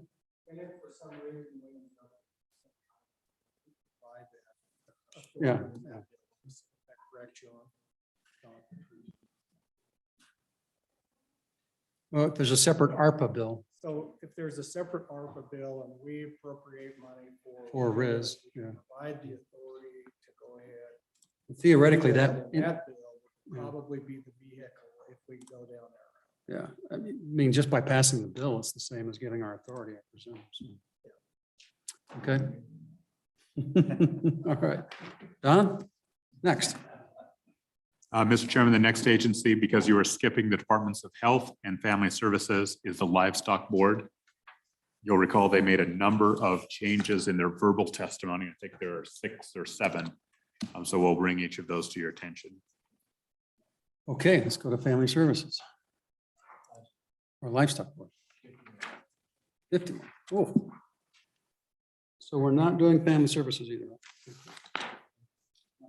That's all. Okay, Mr. Chairman, the first unit for your consideration appears on page 16, Administration. And on this, this page, there are 2 requests. Number 1, on page 4, a request to carry over up to $175,000 for purposes of livestock enforcement. okay, next, the other one? And the other one is they would like to remove $1,100 of general fund in their exception request, which appears on this page. Actually, I have it was $4,375, two different combined. Mr. Chairman, there are actually, I think, 4 or 5 of them. Okay, The first keep one going. appears here. So tell us what the right motion is. Don. Mr. Chairman, to agree with the agency's request to carry over up to $175,000 for law enforcement. Mr. Chairman, Go ahead. I'd make a motion to carry over up to $175,000 for law enforcement. All those in favor say aye. Aye. Those opposed, that motion carries. Mr. Chairman, Go ahead. I'd make a motion to reduce $1,100 for technology replacement. All those in favor say aye. Aye. Those opposed, that motion carries. Is there a motion to remove $1,375? Okay, go ahead. There you go. Well, okay, that's, I'm just, yeah, I'm looking at the substitutes. Okay, all those in favor as amended, say aye. Aye. Those opposed, that motion carries. Okay, next, Mr. Chairman, the next unit for your consideration appears on page 18, Information Technology. Unit 103, Govs Rec. All those in favor say aye. Aye. Those opposed, that motion carries. Mr. Chairman, the next unit for your consideration appears on page 22, Animal Health. And on this, the agency is requesting a removal of $1,375 general funds. Mr. And Chairman, the governor's approves that, so all we have to do is Govs Rec. no, Mr. Chairman, the governor approved this and then Okay. during the testimony They is withdrew. when we Okay. found out they asked to withdraw Okay, this. what's So, the Mr. motion? Mr. Chairman, I would make a motion to remove $1,375 in this agency from 240. Govs Rec. All those in favor say aye. Aye. Those opposed? As amended, all those in favor say aye. Aye. Those opposed, that motion carried. Mr. Chairman, the next unit appears on page 26 and 27, Law Enforcement. On this, the agency has requested a removal of $275 general funds and $275 special revenue. Mr. Chairman, Go ahead. I'd make a motion to remove $275 general fund, $275 special revenue for a total of $550 in the 240 object code. All those in favor say aye. Aye. Those opposed, that motion carries. As amended, all those in favor say aye. Aye. Those opposed, this motion carries. Do we have other agencies do this? That's good stuff. Mr. Chairman, the next unit for your consideration appears on page 30, Lab Tech Brucellosis. All those in favor say aye. Aye. Those opposed, that motion carries. Mr. Chairman, the next unit for your consideration appears on page 32, Brucellosis Travel. Govs Rec. All those in favor say aye. Aye. Those opposed, motion carries. Mr. Chair, the next unit for your consideration appears on page 35, brucellosis testing. On this page, the agency has requested to add $21,206 of federal funds.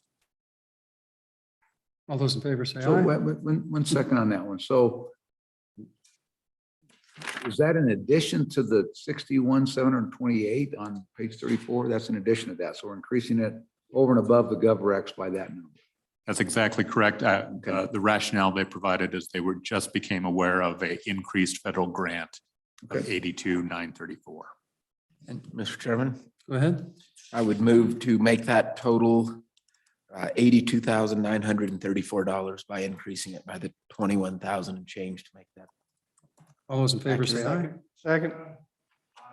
Aye. Those opposed? That motion carries. As Miss- amended, all those in favor say Mr. aye. Chairman, Go ahead. move on. Go ahead. Mr. Chairman, on this page 35, I would make a motion to increase the brucellosis testing from by 60,000 to get it up to 100,000 for brucellosis testing. So how does that, do we need to do anything to affect the match? If we put in more money, will it be more matching? I don't believe so. Last year or last biennium we did, I believe it was 300,000. This is just to do 100,000 for brucellosis testing. Is there a second? Moved and Discussion. seconded to increase the 82 to 100,000, is that right? So, Mr. Chairman? Increase.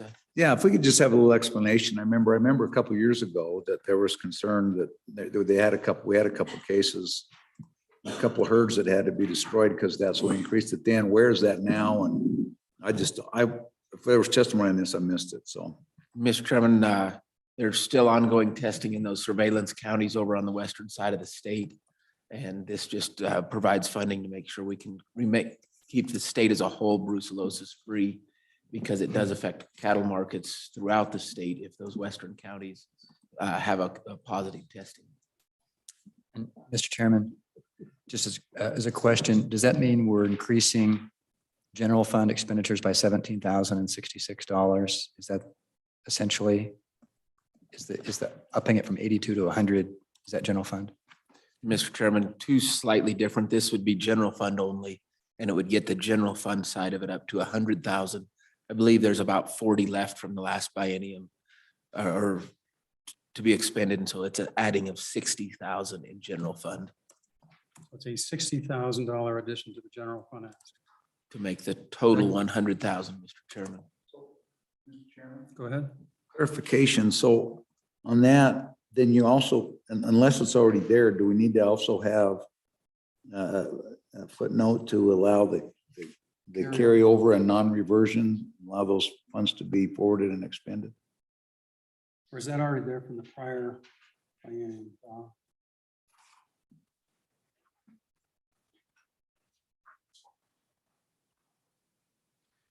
Mr. Chairman, I don't know. I think it would be very hard for the agency to know how much brucellosis money they have to carry over today.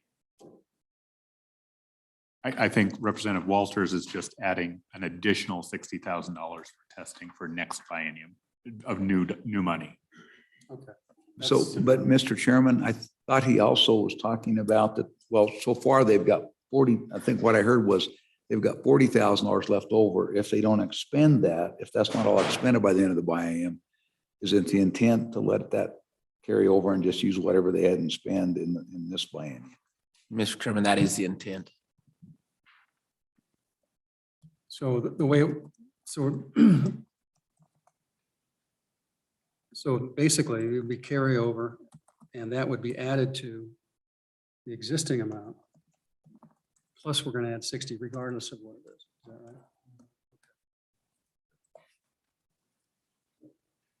Thank you, Mr. Chairman. I understand now. Okay, all those in favor say aye. Aye. Those opposed? That motion carries. As amended, all those in favor say aye. Aye. All those opposed? The motion carries. Don, next.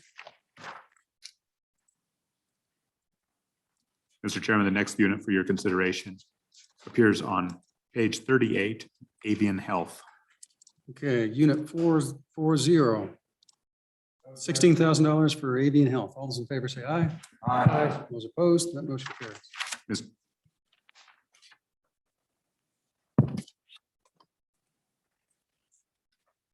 Next is a cleanup. Do we need to do that? Um, That's a B11. So that should already be done with that one, right? I apologize. On page 38, there is another issue. There is a request to revise the unit name from avian health to cooperative agreements. Or renaming the division. Who gets to decide that? Right. Mr. Chairman, during the testimony, they said that the Homeland Security grants naming was no longer accurate because they have other grants that are coming through. You gave us permission to do a technical correction to make it cooperative agreements. This is just a confirmation of that.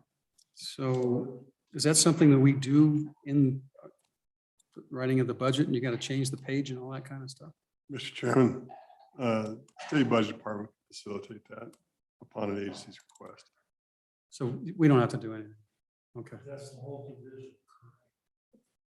No, Mr. Chairman, we actually have to change it in the budget. Okay. All those in favor say aye. Aye. Those opposed? That motion passes. Go ahead. So just a question on that, is so now is what was formerly avian health, which is now cooperative agreement? No? Mr. Chairman, the units are still their names, Avian Health and Equestrian. The top, the division line is no longer Homeland Security grants. It'll be cooperative agreements. Okay, instead. thank you. That's what I heard. All right, thank you.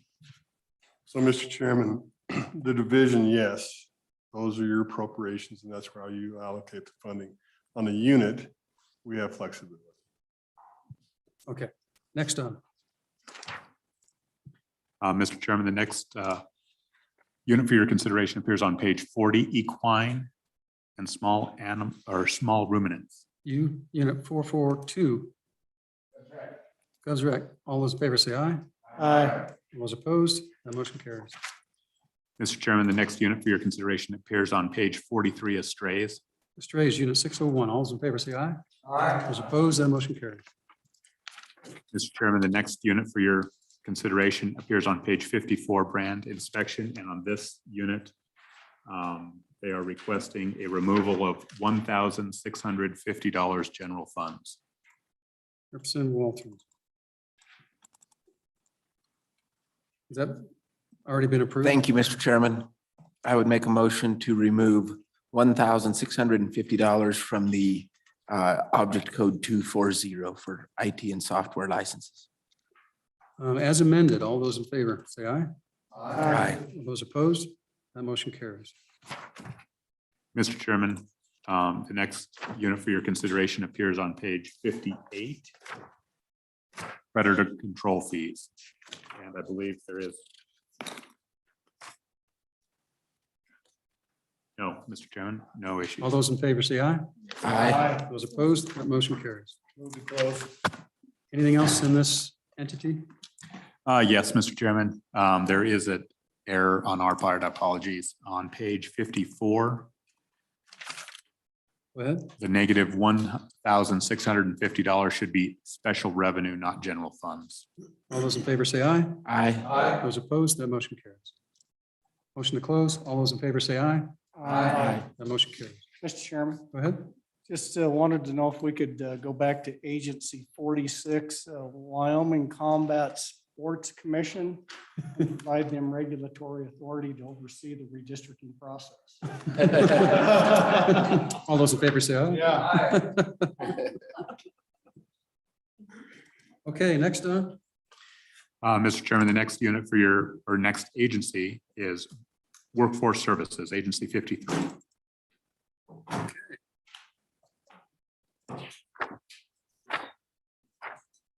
Fire away, Don. Mr. Chairman, the first unit for your consideration appears on page 25, Office of the Director. Office of the Director. Is everyone in there yet? GovRec. Gov's rec. All those in favor say aye. Aye. All those opposed? That motion carries.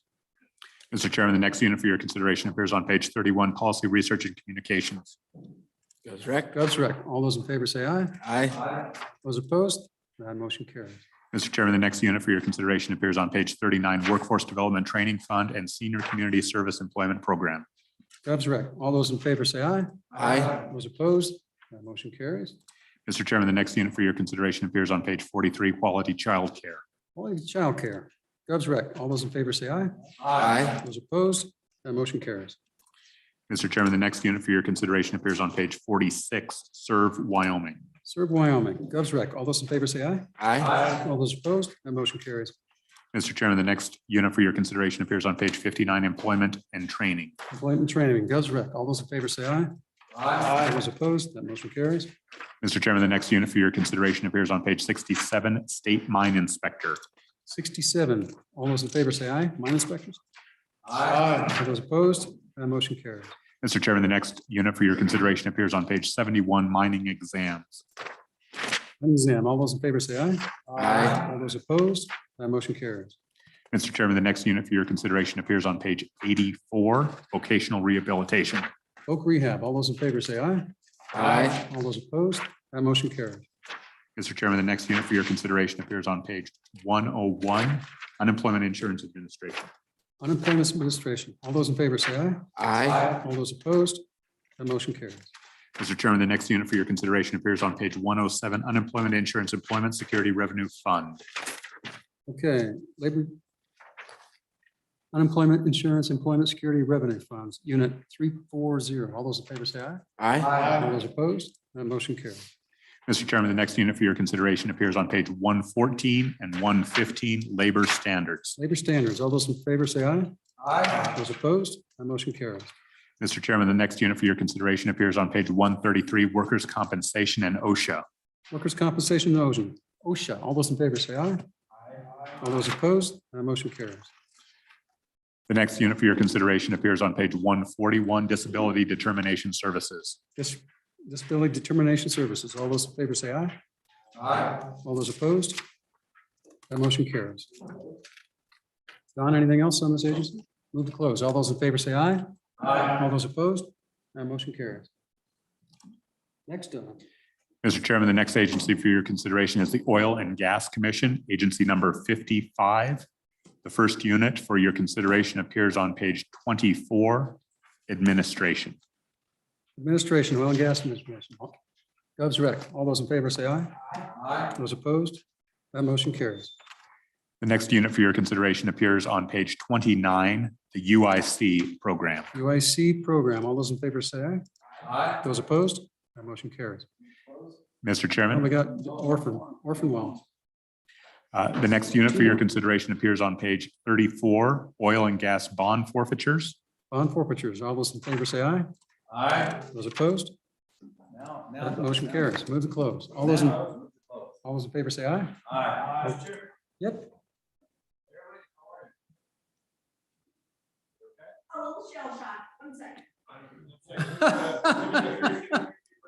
We left her in the desk. The computer's fault, I'm sure. Are we okay? All right. All those in favor say aye. It's like the coach calling a timeout. Yeah, motion carries. Don, next one. Mr. Chairman, the next agency is the Wyoming Community College Commission, Agency 57. The first unit for your consideration appears on page 31, Administration. 31, administration. Let me get this pulled up.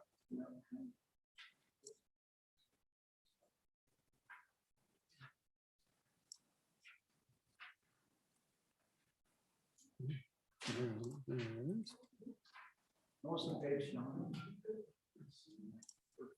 Mr. Chairman, 31. Okay, everyone have a chance to look at it?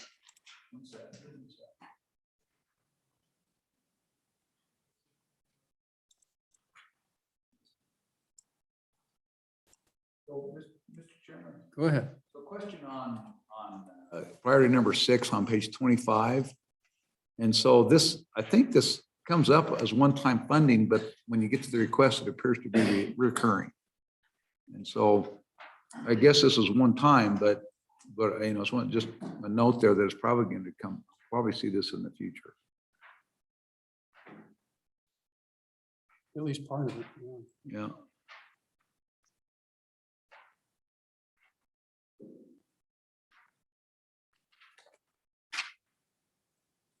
But the upgrade and maintenance things probably has to come back. Yeah. So anything else on That's it. Unit 101. All those in favor say aye. Aye. Those opposed, that motion carries. Mr. Chairman, the next unit for your consideration, page 36, this is the state aid for community colleges. So, Mr. Chairman, Go ahead. so I've got a note on page 33 that the current, the report we had in the hearing was the current assessments sent by the county assessors are about 13% lower, but I think Craig came back and estimated, and now that the Craig report done, do we need to do anything to adjust this number? Because anyway, it's an estimate. Do we need anything to adjust this number based upon the January Craig? Mr. Chairman, Go ahead. I don't believe that you do. However, I think it's up around 25% in total assessed valuation for both mineral and non-mineral, calendar year over calendar year. But I think that was being used to justify or support their priority number 4 exception request, which the governor subsequently denied for 21 million. Okay. Mr. Chairman, Go ahead. and with respect to page 34 and that fixed cost adjustment, my question is whether we want to deal with that $21 million request now or later or not at all. It seems like it's related to utilities and things like that. So I think we want to address this now.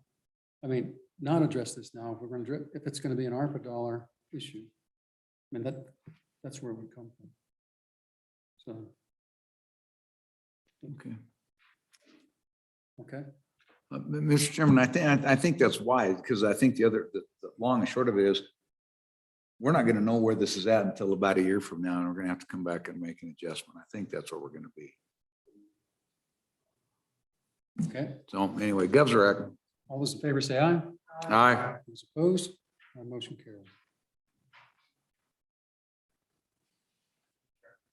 Go ahead. Mr. Chairman, the next unit for your consideration appears on page 38, college health insurance. Gov's rec. All those in favor say aye. Aye. Those opposed, motion carries. Mr. Chairman, the next unit for your consideration appears on page 40, library funding. Library funding, Gov's rec. All those in favor say aye. Aye. All those opposed, motion carries. Mr. Chairman, the next unit for your consideration appears on page 42, retirement distributions. Retirement distributions. Gov's rec. All those in favor say aye. Aye. I'm more and more in favor of retirement distributions all the time. Go ahead. Mr. Chairman, the next unit for your consideration is on page 45, contingency royalty bonus distribution. On this unit, I believe there was a discussion during the agency hearing to zero this out and eliminate it from the budget, as these co-lease bonus funds are unlikely. So moved, Mr. Chairman. So is the motion just to remove? All those in favor say aye. Aye. Opposed, motion carries. As amended, all those in favor say aye.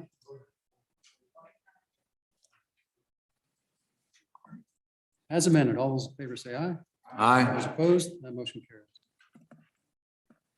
Adult education. Mr. Chairman, yes, the next unit for your consideration appears on page 50, adult education. Gov's rec. All those in favor say aye. Aye. Those opposed, motion carries. Mr. Chairman, the next unit for your consideration appears on page 52, high school equivalency certification. Unit 902. All those in favor say aye. Aye. Those opposed, that motion carries. Mr. Chairman, the next unit for your consideration appears on page 56, WIN nursing loan and grant program. All those in favor say aye. Do any of those, No. do these qualify as direct ARPA dollars?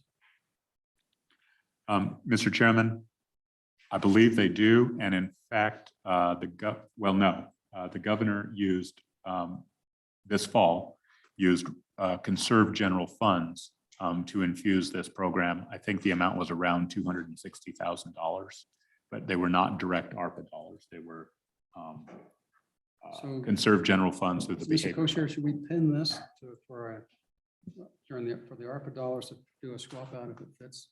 Kevin, go ahead. Mr. Chairman, this would be permissible, so maybe what we do is deal with it now.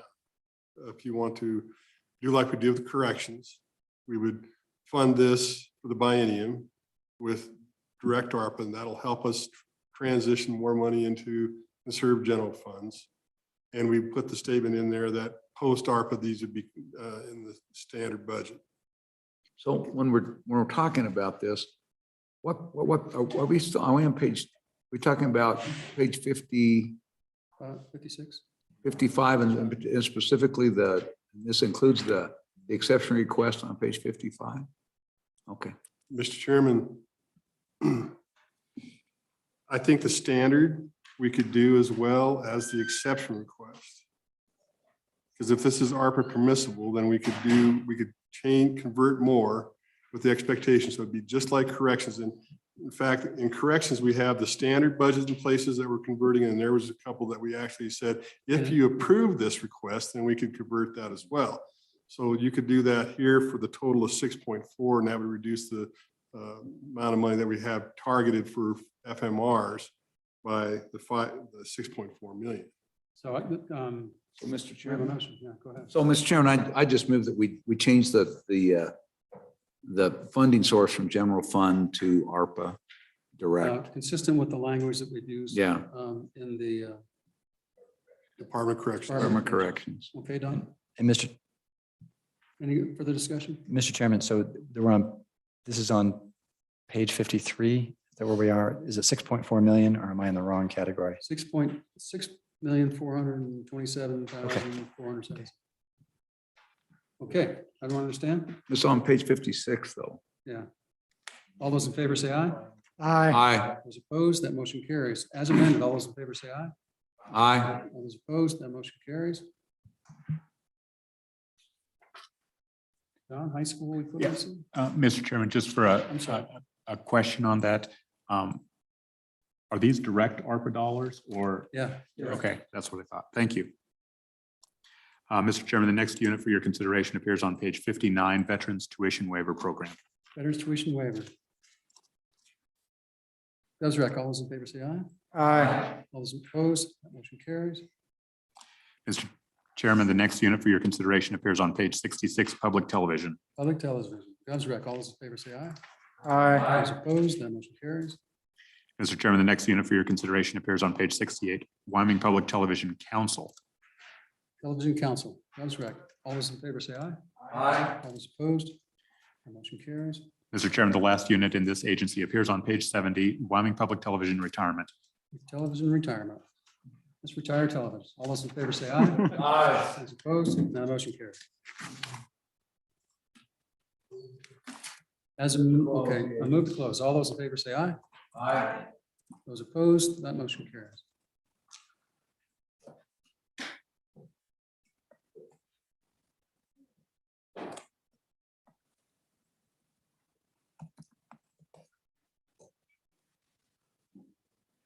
Next, Don. Mr. Chairman, the next agency for your consideration is the State Lands and Investments, OSLI. It's Agency 60. The first unit for your consideration appears on page 28, Administration and Support. Okay, has everyone got it open? Yes, page 28. Thank you. Okay, Gov's rec. All those in favor say aye. Those opposed, that motion carries. Mr. Chairman, the next unit for your consideration appears on page 47, Trust Land Management, and there are interest in a potential amendment here. Trust land management amendment. Is this the weed? Mr. Chairman, Go ahead. I would move to restore the full funding for the trust land preservation enhancement account.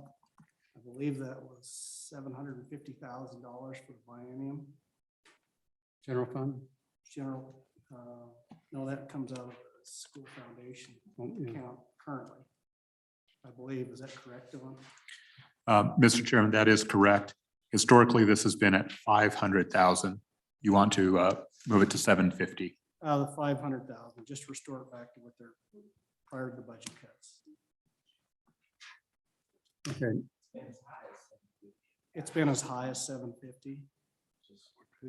Well, I know, Mr. Chairman, members, I know there's been a backlog and requests associated with this. And if you remember the testimony, typically these are 50-50 type leverage programs. So it might be a good idea to get rid of some of that backlog workload that they have and jump that to 750,000. So, Mr. Chairman, that would be my motion. So do we know,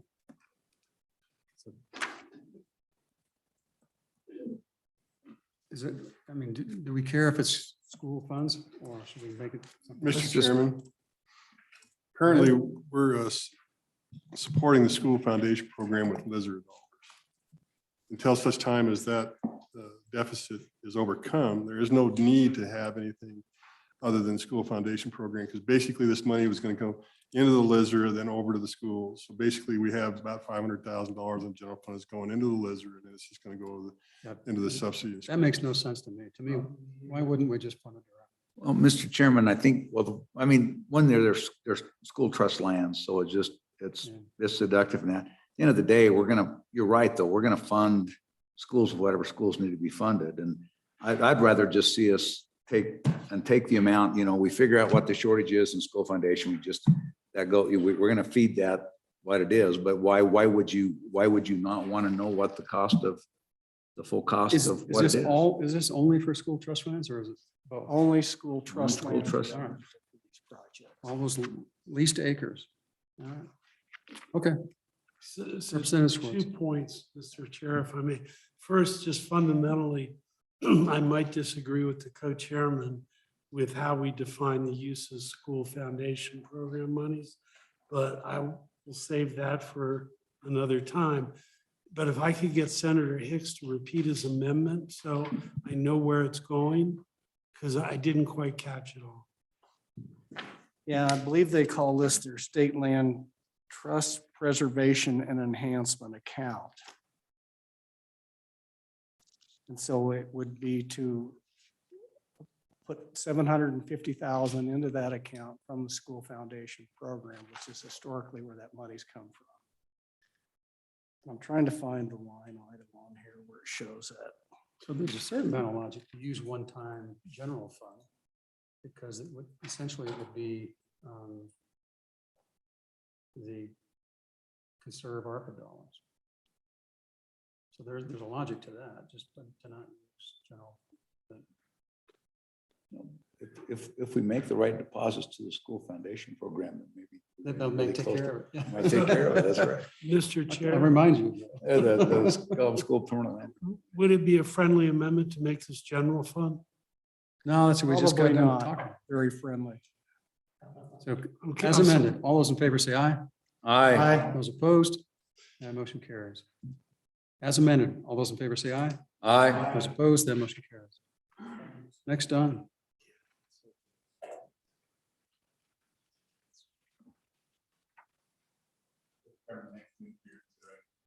Just ask for a break. Excuse me, Mr. Chairman, the next unit for your consideration appears on page 54, Clean Water Revolving Fund. And I believe there was, yes, a question during the agency hearings on page 52. I believe Chairman Perkins wanted to have a discussion whether or not the Lust Fund found in, or the corrective action account found within DEQ was the appropriate 20% match for $4.16 million. So, Mr. Chairman, my recollection was, and I think I brought that up, my recollection was that the corrective action fund I thought was already barely keeping its head above water. And so if we increase this 20 million, then you've got, I mean, I understand the relationship, but ultimately you're still trying to take care of those lust issues, as well as I think we'd also dedicated part of that funding stream into solid waste disposal, hadn't we? Go ahead, Kev.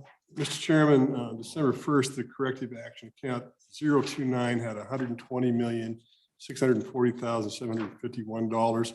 And then a corrective action account, which tips at $1 million, has got $1 million.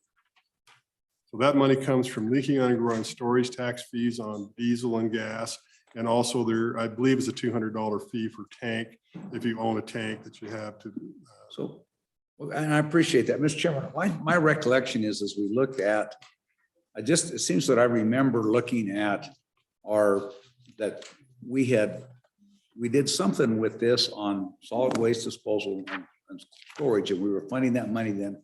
And we watched that, and we run out of that in not very many years in the future as we continue to close and deal with solid waste issues. And maybe I'm remembering wrong, but that's just what was in the back of my mind. Mr. So- Chairman, you are correct. The amount of money that was necessary to have in the corrective action accounts for the tanks was no longer necessary.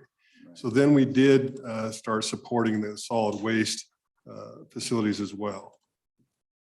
And I just remember when I was on mineral, somebody took a run at it for another reason, and I think we successfully repelled that. But anyway, I just bring that up so we just keep that in mind, whether we do this or not. It's fine. I don't have a problem with doing that because I think there's a significant connection between leaky underground storage tanks and clean water.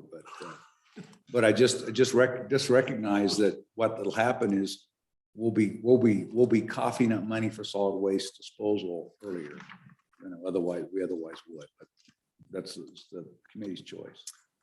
And that revolving fund continues to grow if we don't spend it, right? Mr. Chairman, that's the highest I've seen it. Okay. Okay. So Unit one. I don't have a motion. Thank you. 103. All those in favor say aye. Aye. Those opposed, that motion carries. Next. If we screw that up, I'm sure Minerals will let us know. Yeah. Grants and loans. Yes, Mr. Chairman, the next unit for your consideration appears on page 60, government grants and loans. Does rec. All those in favor say aye. Aye. Those opposed, that motion carries. Mr. Chairman, the next unit for your consideration appears on page 68, field services. Field services 105. All those in favor say aye. Aye. Those opposed, the motion carries. Mr. Chairman, the next unit for your consideration appears on page 75, drinking water revolving fund. Drinking water will open 131. All those in favor say aye. Those opposed, wait, go ahead. Drinking water revolving fund, is there?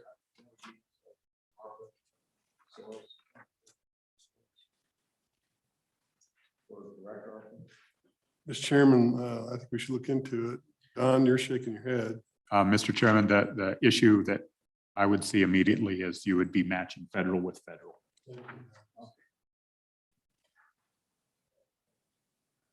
Okay. Let's do it,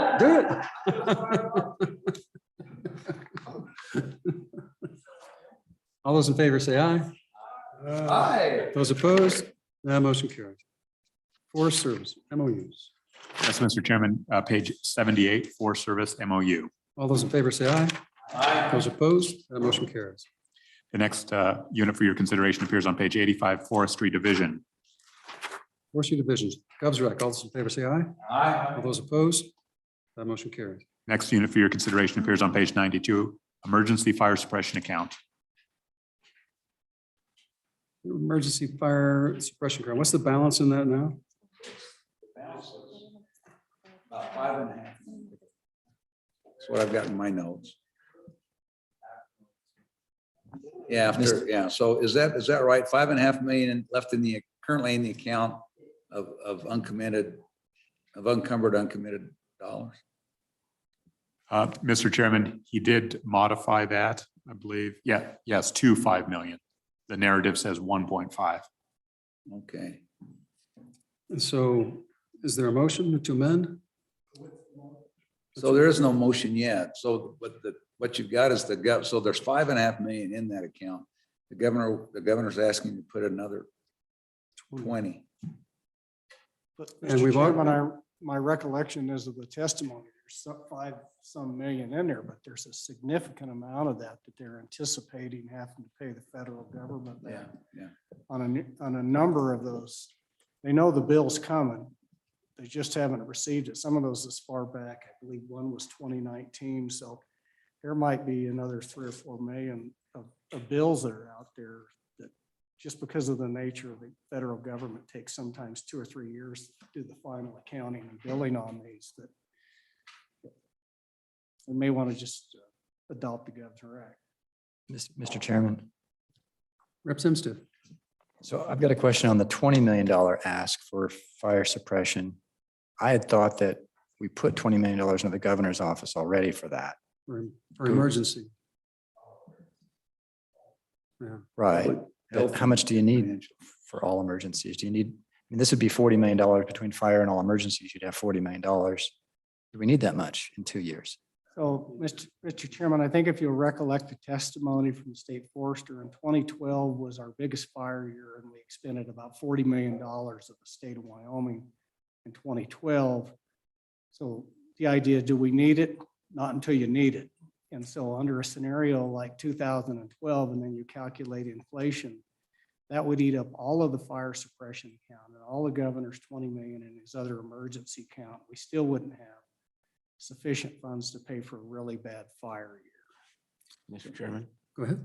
Mr. Chairman, related to the 20 million in the governor's office, last year we passed a bill that changed the governor's ability to go into other agencies and fetch funds in cases of any other emergency, financial crisis of some kind or anything else. And so that 20 million in there is really the replacement funds for changing that ability that the governor used to have, that they would go in and be able to access funds from all agencies in those kinds of situations, really unrelated to the fire accounts. And Mr. Chairman, then I have another question of the committee. This is also part of Chief Executive Letter number 6. And in that he requests this funding as well as $20 million of borrowing authority from LSRA. As we address this issue, do we want to address the governor's letter in its entirety? And that's really just a question for the committee at this point. Oh, and Mr. Chairman, while you're thinking, Mr. Chairman, I guess one of the questions I would have is, as opposed to making a specific allocation of 20 and giving the governor borrowing authority of 20, is there any advantage to, Don, this may be a question for you as I'm thinking about it, but is there any advantage just to give the governor borrowing authority for 40 and not for that purpose? And the point being, if it's not earmarked, does that allow that fund to be invested in that bottom 1/3 of the LSRA for a longer term and just get a higher rate of return? But, ultimately the governor has the access to the 40 if he needs it. Does that make any sense, Don?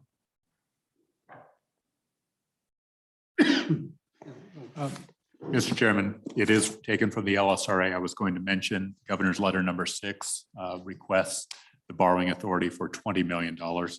I think I'll leave it at that. I suspect there will be some expenditures. And right now, there are $9.7 million that would be available in cash, plus anything left over, potentially as high as $8 million, but potentially less than that would be available in cash to address any immediate fires for the next summer. Go ahead. So I guess my question is, I don't have a problem with it, but going after what Senator Hicks said, that there's this lag between the actual occurrence and when the bills come in and when we pay them. How much do we, the first 20 million, fine. Is he really going to need borrowing authority before the next appropriation? Kev? Mr. Chairman, Ready to speak? it's true that previously we could go about the enterprise and scavenge dollars and mitigate a fire situation. We don't have that any longer because we made some pretty significant cuts. So I wouldn't suggest that we have a whole lot on the table to move from one place to the other. So the $20 million, the first one, there's 3 legs to this tool. The first $20 million is to put the money back into the fire suppression account and have that available to work. And then there's the borrowing authority in case we find ourselves in a really bad situation, and it's quick acting. You're not going to call up the state budget department and say, well, what kind of money can you move around to fight fires? You're going to launch the helicopters. And then lastly, you do have the $20 million that for all emergency, all public emergencies, But along the lines with Senator Hicks, the problem here is that if you push this thing into the ground, then all the other little pots of emergency management money that we have are going to be used up, and then we have no flexibility to do other things as well as fires. Well, I was just, if we're gonna have a $60 million fire, we'll probably have a special session after that. But So Mr. Chairman, if I can answer Representative Schwartz's question. Yes, the federal government lags, but the most expensive fires that we deal with out of fire suppression account come when we have large fires, particularly in central and eastern Wyoming, that are almost 100% public or 100% state and private lands. Because under a scenario like that, we're on the hook for 100% of the expense, and those expenses come in right away, particularly from those local volunteer county fire departments. And if we call in air tankers and stuff, those are expenses that the state is expected to. And so where we see the lag is where we have those federal fires that we have a small percentage of. And so the question is getting back to our biggest fire season. If you remember the years that it burned a substantial amount of Casper Mountain and all that private land. And then there were some big fires up in Niobrara and those counties. So we could very well burn through a significant amount of money, and we're on the hook for paying those bills right. I think we're going afield. We've got, the question is, do we add in the loan for the Lizard? Because I think the 20 is coming. So, Mr. Co-Chair, I entertain a motion to add in the governor's request for the extra 20, in addition to this through the Lizard, and then we can probably move on. No, I don't, I think just going back, my motion is just simply to adopt, was it letter 6 that allows an additional 20 million to borrow? And then I would just go ahead. That we need 20 million in the fire suppression, and the 20 million borrowing authority. My question was just, and you're right, if you need it quick, you don't have time to mess around to get also the new thing. So as opposed to putting in here, we'll just adopt the Gov's letter when it comes up. So Gov's rec. I'm okay if we just adopt the Gov's letter now. Okay. So as part of the motion. Yeah, I thought I did, but Yeah, that's part of, okay. that's. Okay. Everyone understand the motion? Okay, as Don? Don doesn't understand the motion. He's the most important one to understand it. So just adopt the governor's recommendation, letter 6, and then adopt, and then that's just a modification in addition to the Gov's rec. As amended, all those in favor say aye. Aye. Those opposed, that motion carries. As amended, all those in favor say aye. Aye. All those opposed, that motion carries. Mr. Chairman, the next unit for your consideration appears on pages 98 and 99, the fire unit. Okay. Fire. Fire. Fire. Gov's rec, all those in favor say aye. Aye. Those opposed, that motion carries. Mr. Chairman, the next unit for your consideration appears on page 105, forestry performance account. Performance account, Gov's rec, all those in favor say aye. Aye. All those opposed, that motion carries. Mr. Chairman, the next unit for your consideration appears on pages 110, Ranch A. Ranch A, Gov's rec, all those in favor say aye. Aye. Those opposed, that motion carries. Mr. Chairman, the next unit for your consideration appears on page 116, capital construction appropriation mineral impact. Unit 902, all those in favor say aye. Aye. Those opposed, that motion carries.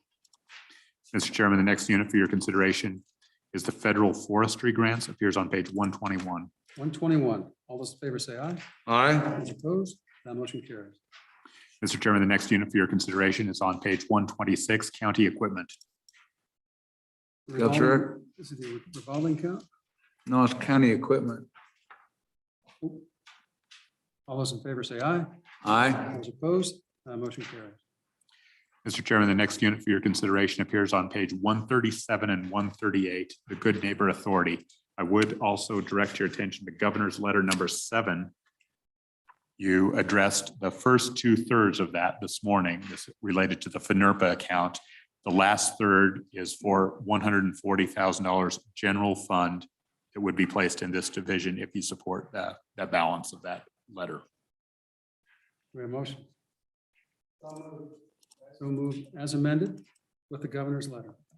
All those in favor say aye. Aye. Those Opposed, that motion carries. As amended. Mr. Chairman, Move the as next amended. unit for your consideration. Transport Enterprise Fund, is that right? Yes, on page 143. That was right. All those in favor say aye. Aye. Those opposed, that motion carries. Mr. Chairman, the next unit for your consideration and the last of this agency is on page 149, Farm Loan Reserve. That's right. All those in favor say aye. Aye. Those opposed, that motion carries. Move to close. All those in favor say aye.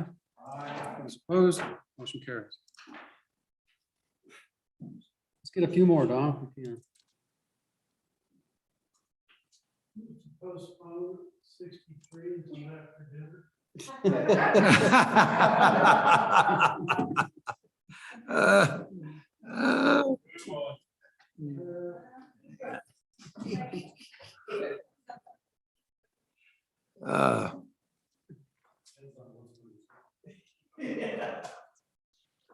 Go ahead, Don. Page 12.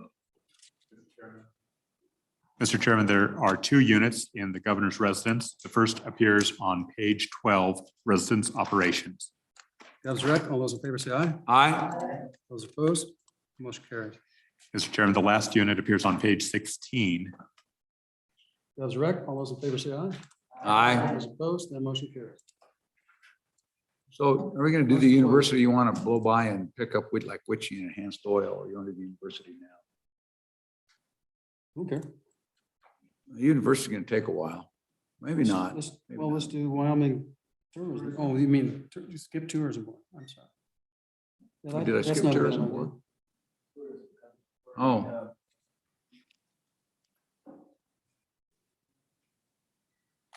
I can't believe you said that out loud, Representative. All right, let's take a short break. Decide if we're going to continue for another half hour, 45 minutes, or co-chairs will commit. Sorry, I wanted to do the Board of Heritage. Yeah, You ready? Or are you still? Take care of what you need. no, I'm definitely off. So I hope you've got this. I'm missing a couple. Don, I am very confident I have. Okay.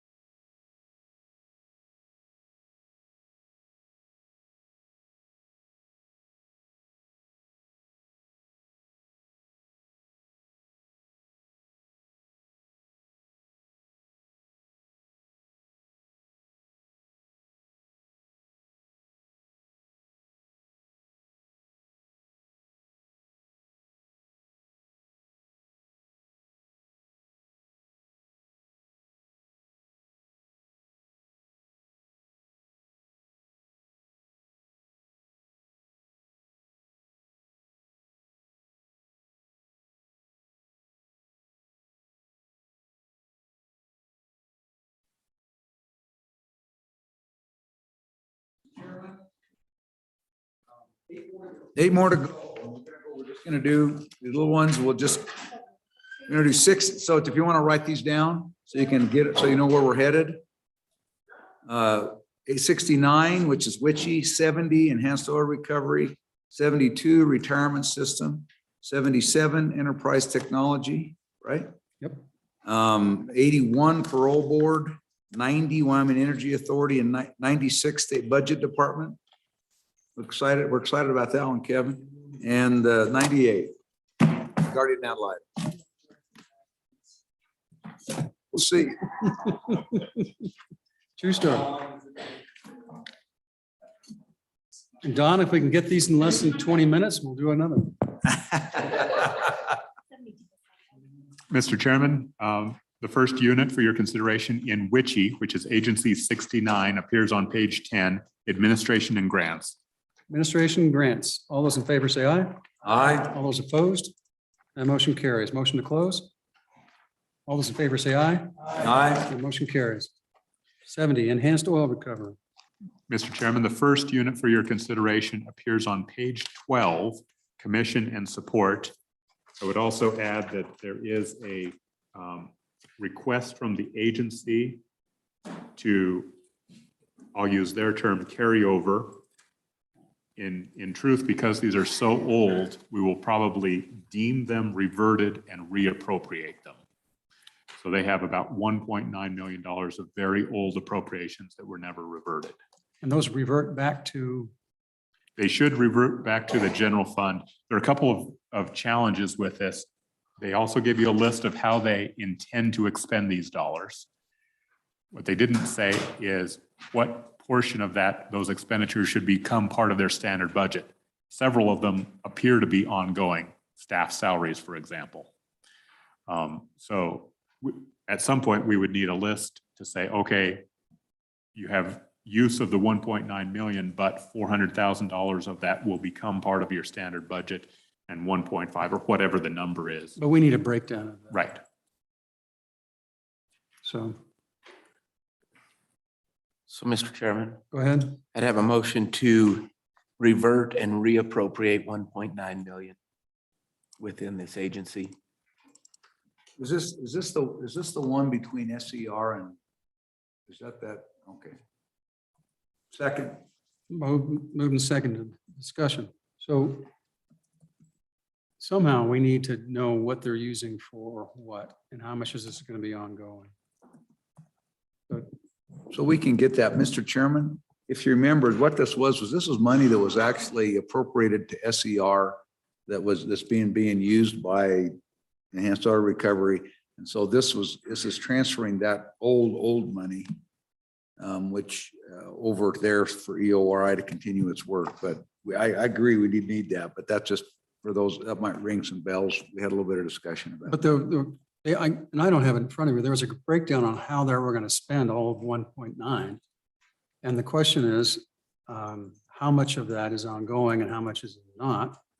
And so I think we need to designate a certain amount for ongoing versus one-time dollars. So Miss.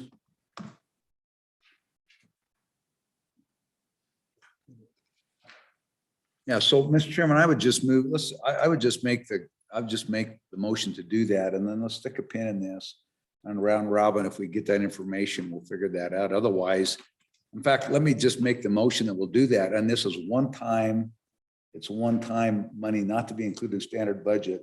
So that's my motion. And then we'll stick a pin in this and let's revisit it during round robin and see if we have the information to figure out how much of that should be recurring. as amended, all those in favor say aye.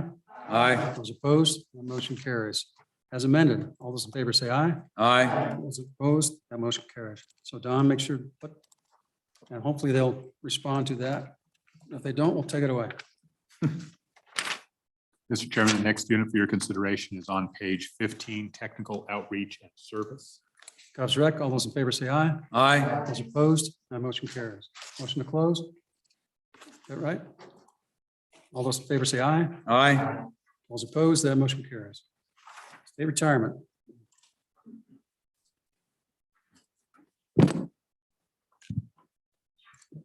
Mr. Chairman, the first unit for your consideration in the retirement system is administration. It appears on page 34. I believe there was some interest to put a limitation on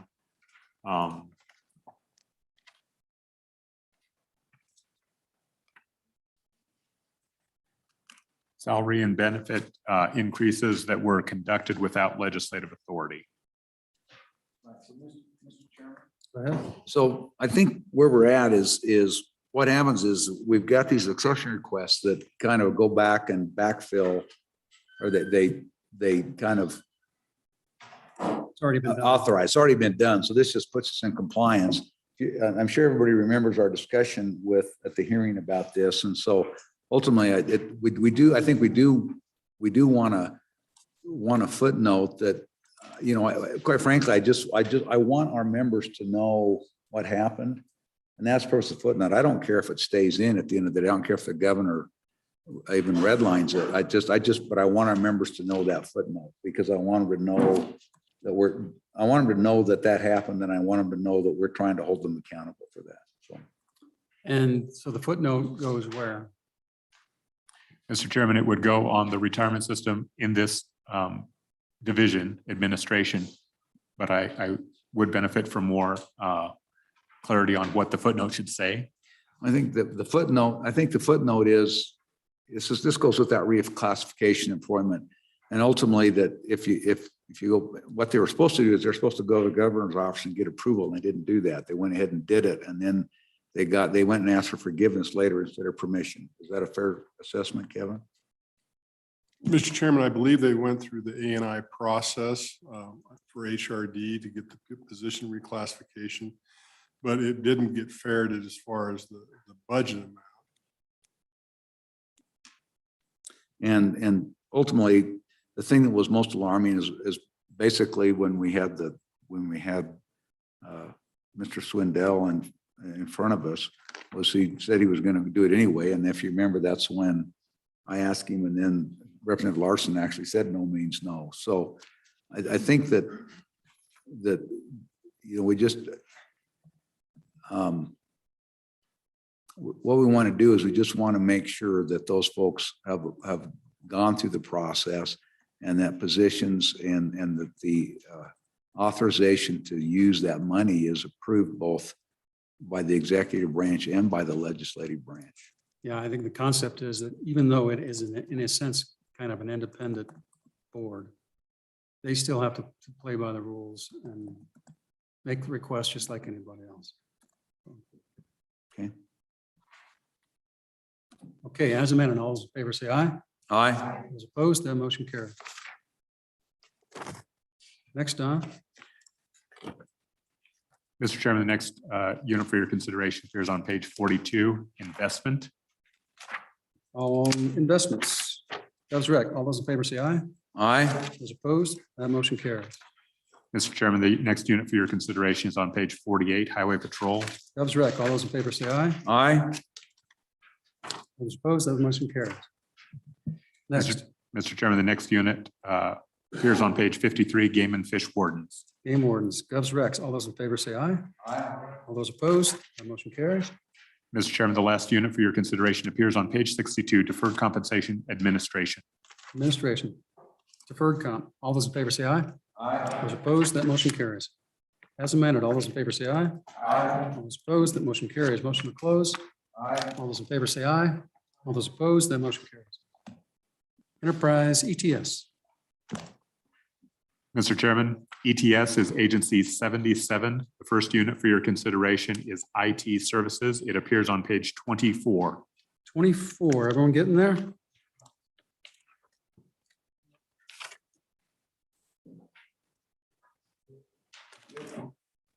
Govs rec. All those in favor, say aye. Aye. Those opposed, the motion carries.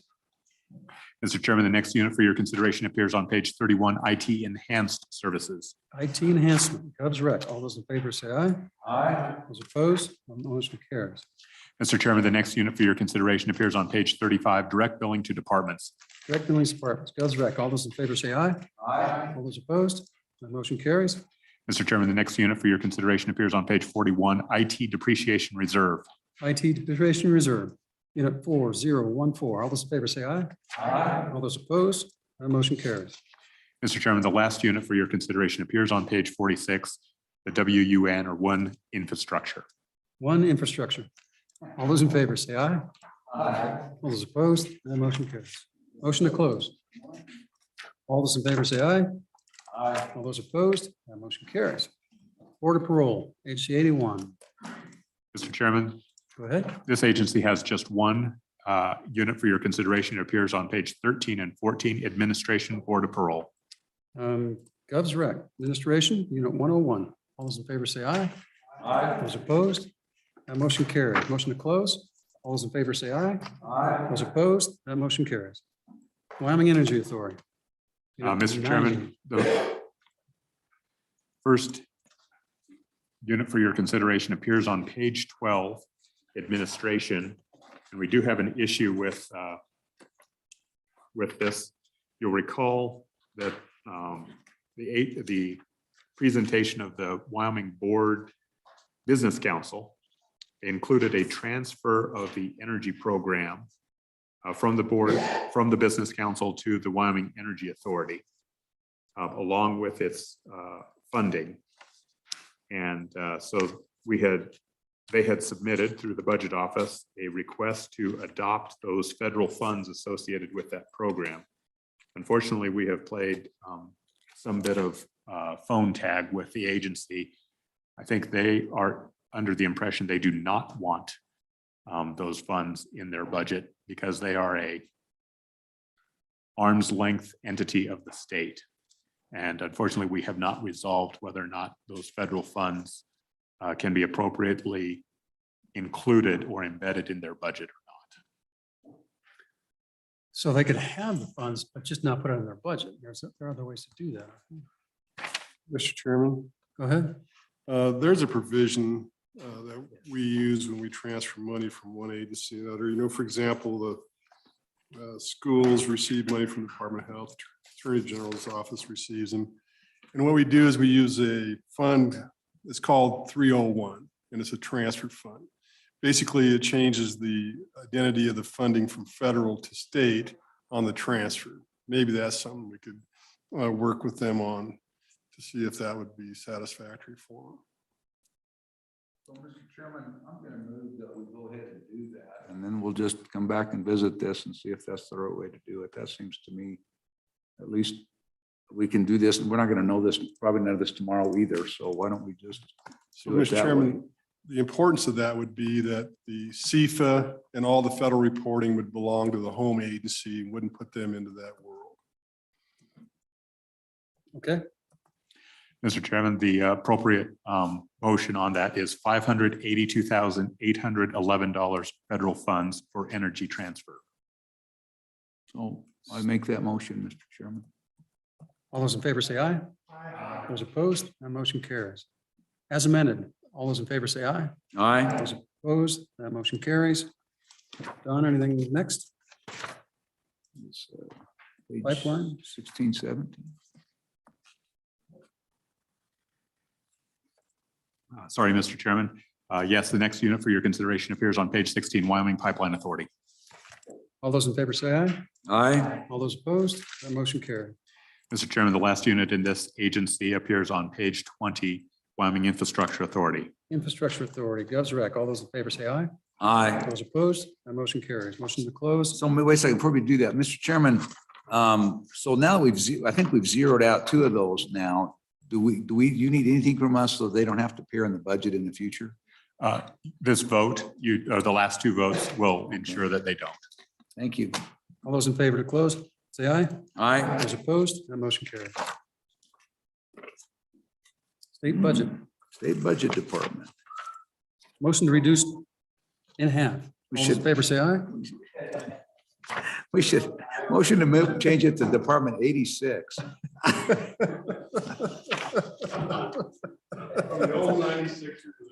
We're gonna 86 this department, that's right.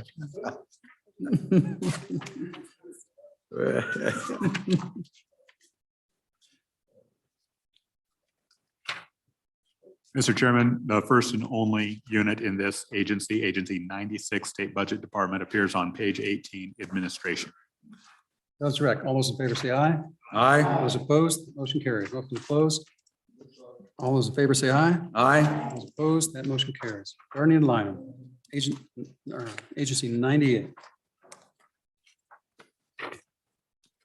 Mr. Chairman, the one and only unit in this agency appears on page 12, Guardian ad litem. Govs rec. That's correct. All those in favor say aye. Aye. Those opposed, that motion carries.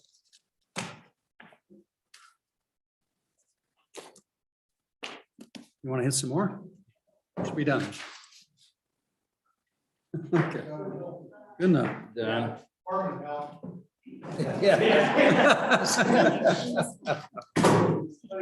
Okay.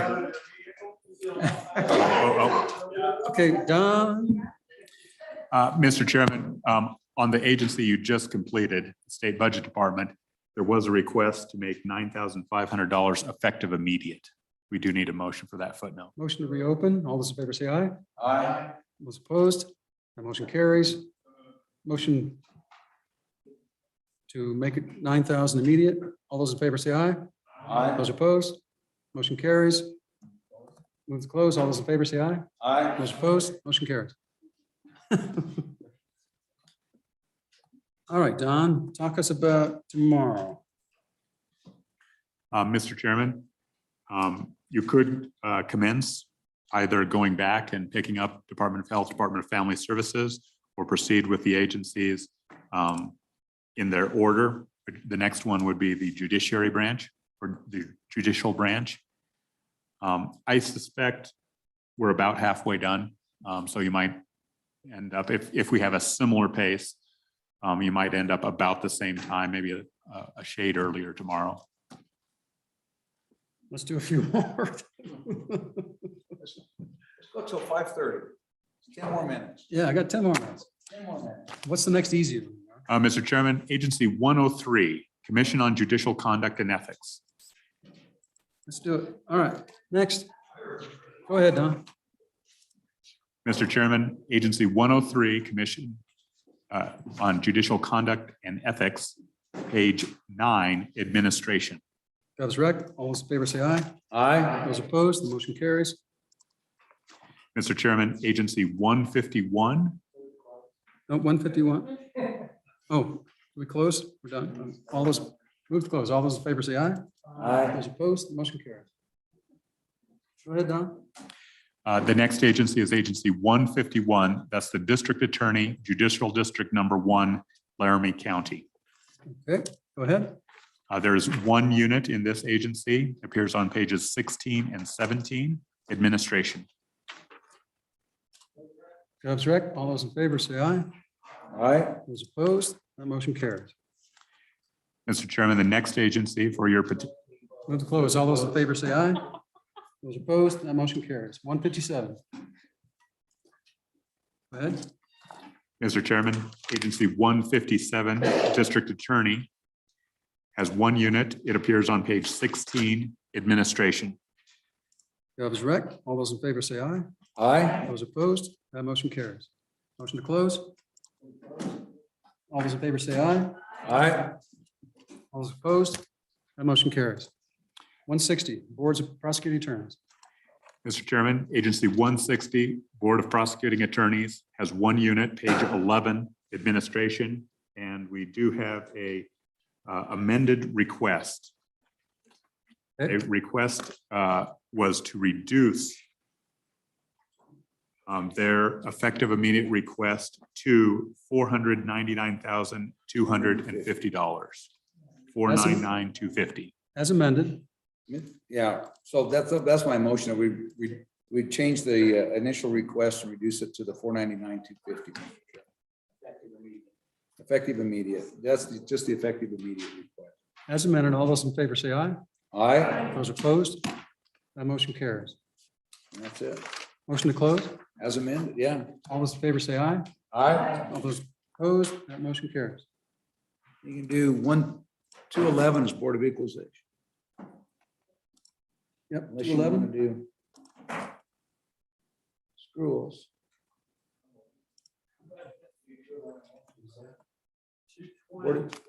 Yep. Yeah, let's do 211, then 270. 211, 220, and 270? Yeah, we can do all three of those. 211, Don. Mr. Chairman, the first unit for your consideration in Agency 211 Board of Equalization appears on page 14, Administration. All those in favor say aye. Aye. All those opposed? That motion carries. Motion to close. All those in favor say aye. Aye. All those opposed? Motion carries. Environmental Quality Council, 220. 220. Mr. Chairman, Agency 220 EQC has one unit. It appears on page 12, Administration. Govs Rec, all those in favor say aye. Aye. All those opposed? That motion carries. All, motion to close. All those in favor say aye. All those opposed? Motion carries. OAH, Mr. Chairman, Agency 270, Office of Administration, Administrative Hearings. The first unit for your consideration appears on page 18, Administration. Govs Rec, all those in favor say aye. Aye. Those opposed? That motion carries. Mr. Chairman, the next unit appears on page 21, All Other. Govs Rec, all those in favor say aye. Those opposed? That motion carries. Motion to close. All those in favor say aye. Aye. Those opposed? That motion carries. Woo-hoo.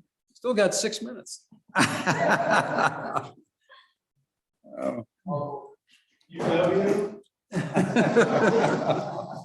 Mr. Chairman, there's evidence that the budget department can set up unit names because there's all other. I don't think that was the legislative prerogative.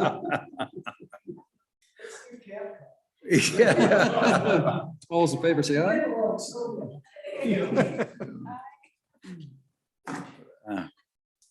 All right. So in terms of what we do tomorrow, why don't you let the chairs talk and we'll let you know. So, and we'll try to let the agencies know. So we'll try to do that between now and dinner time.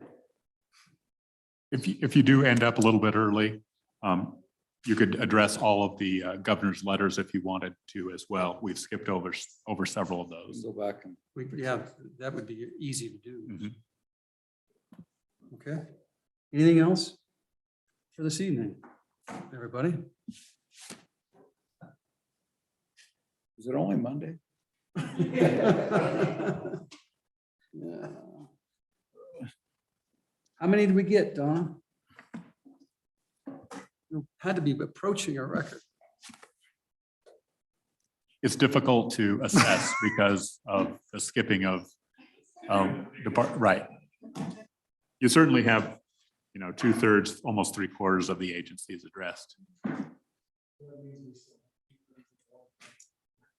Oh.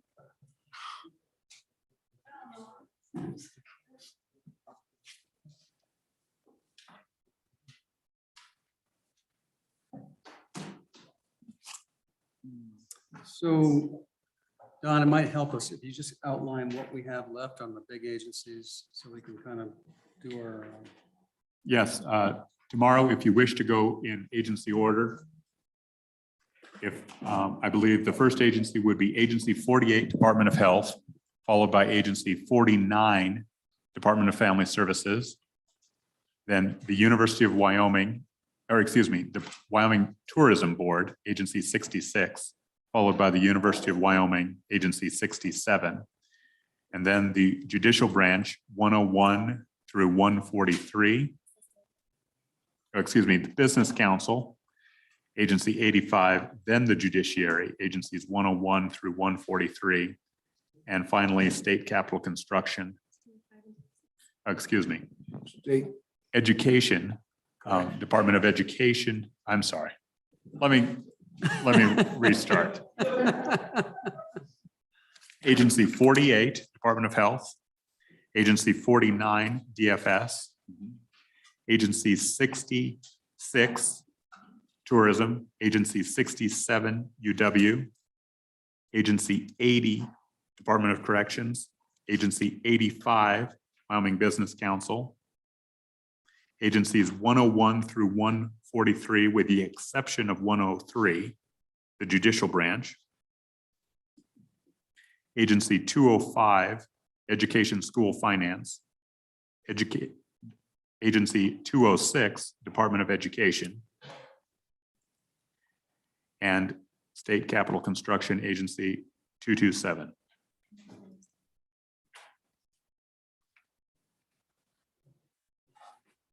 And then we have the whole judicial branch.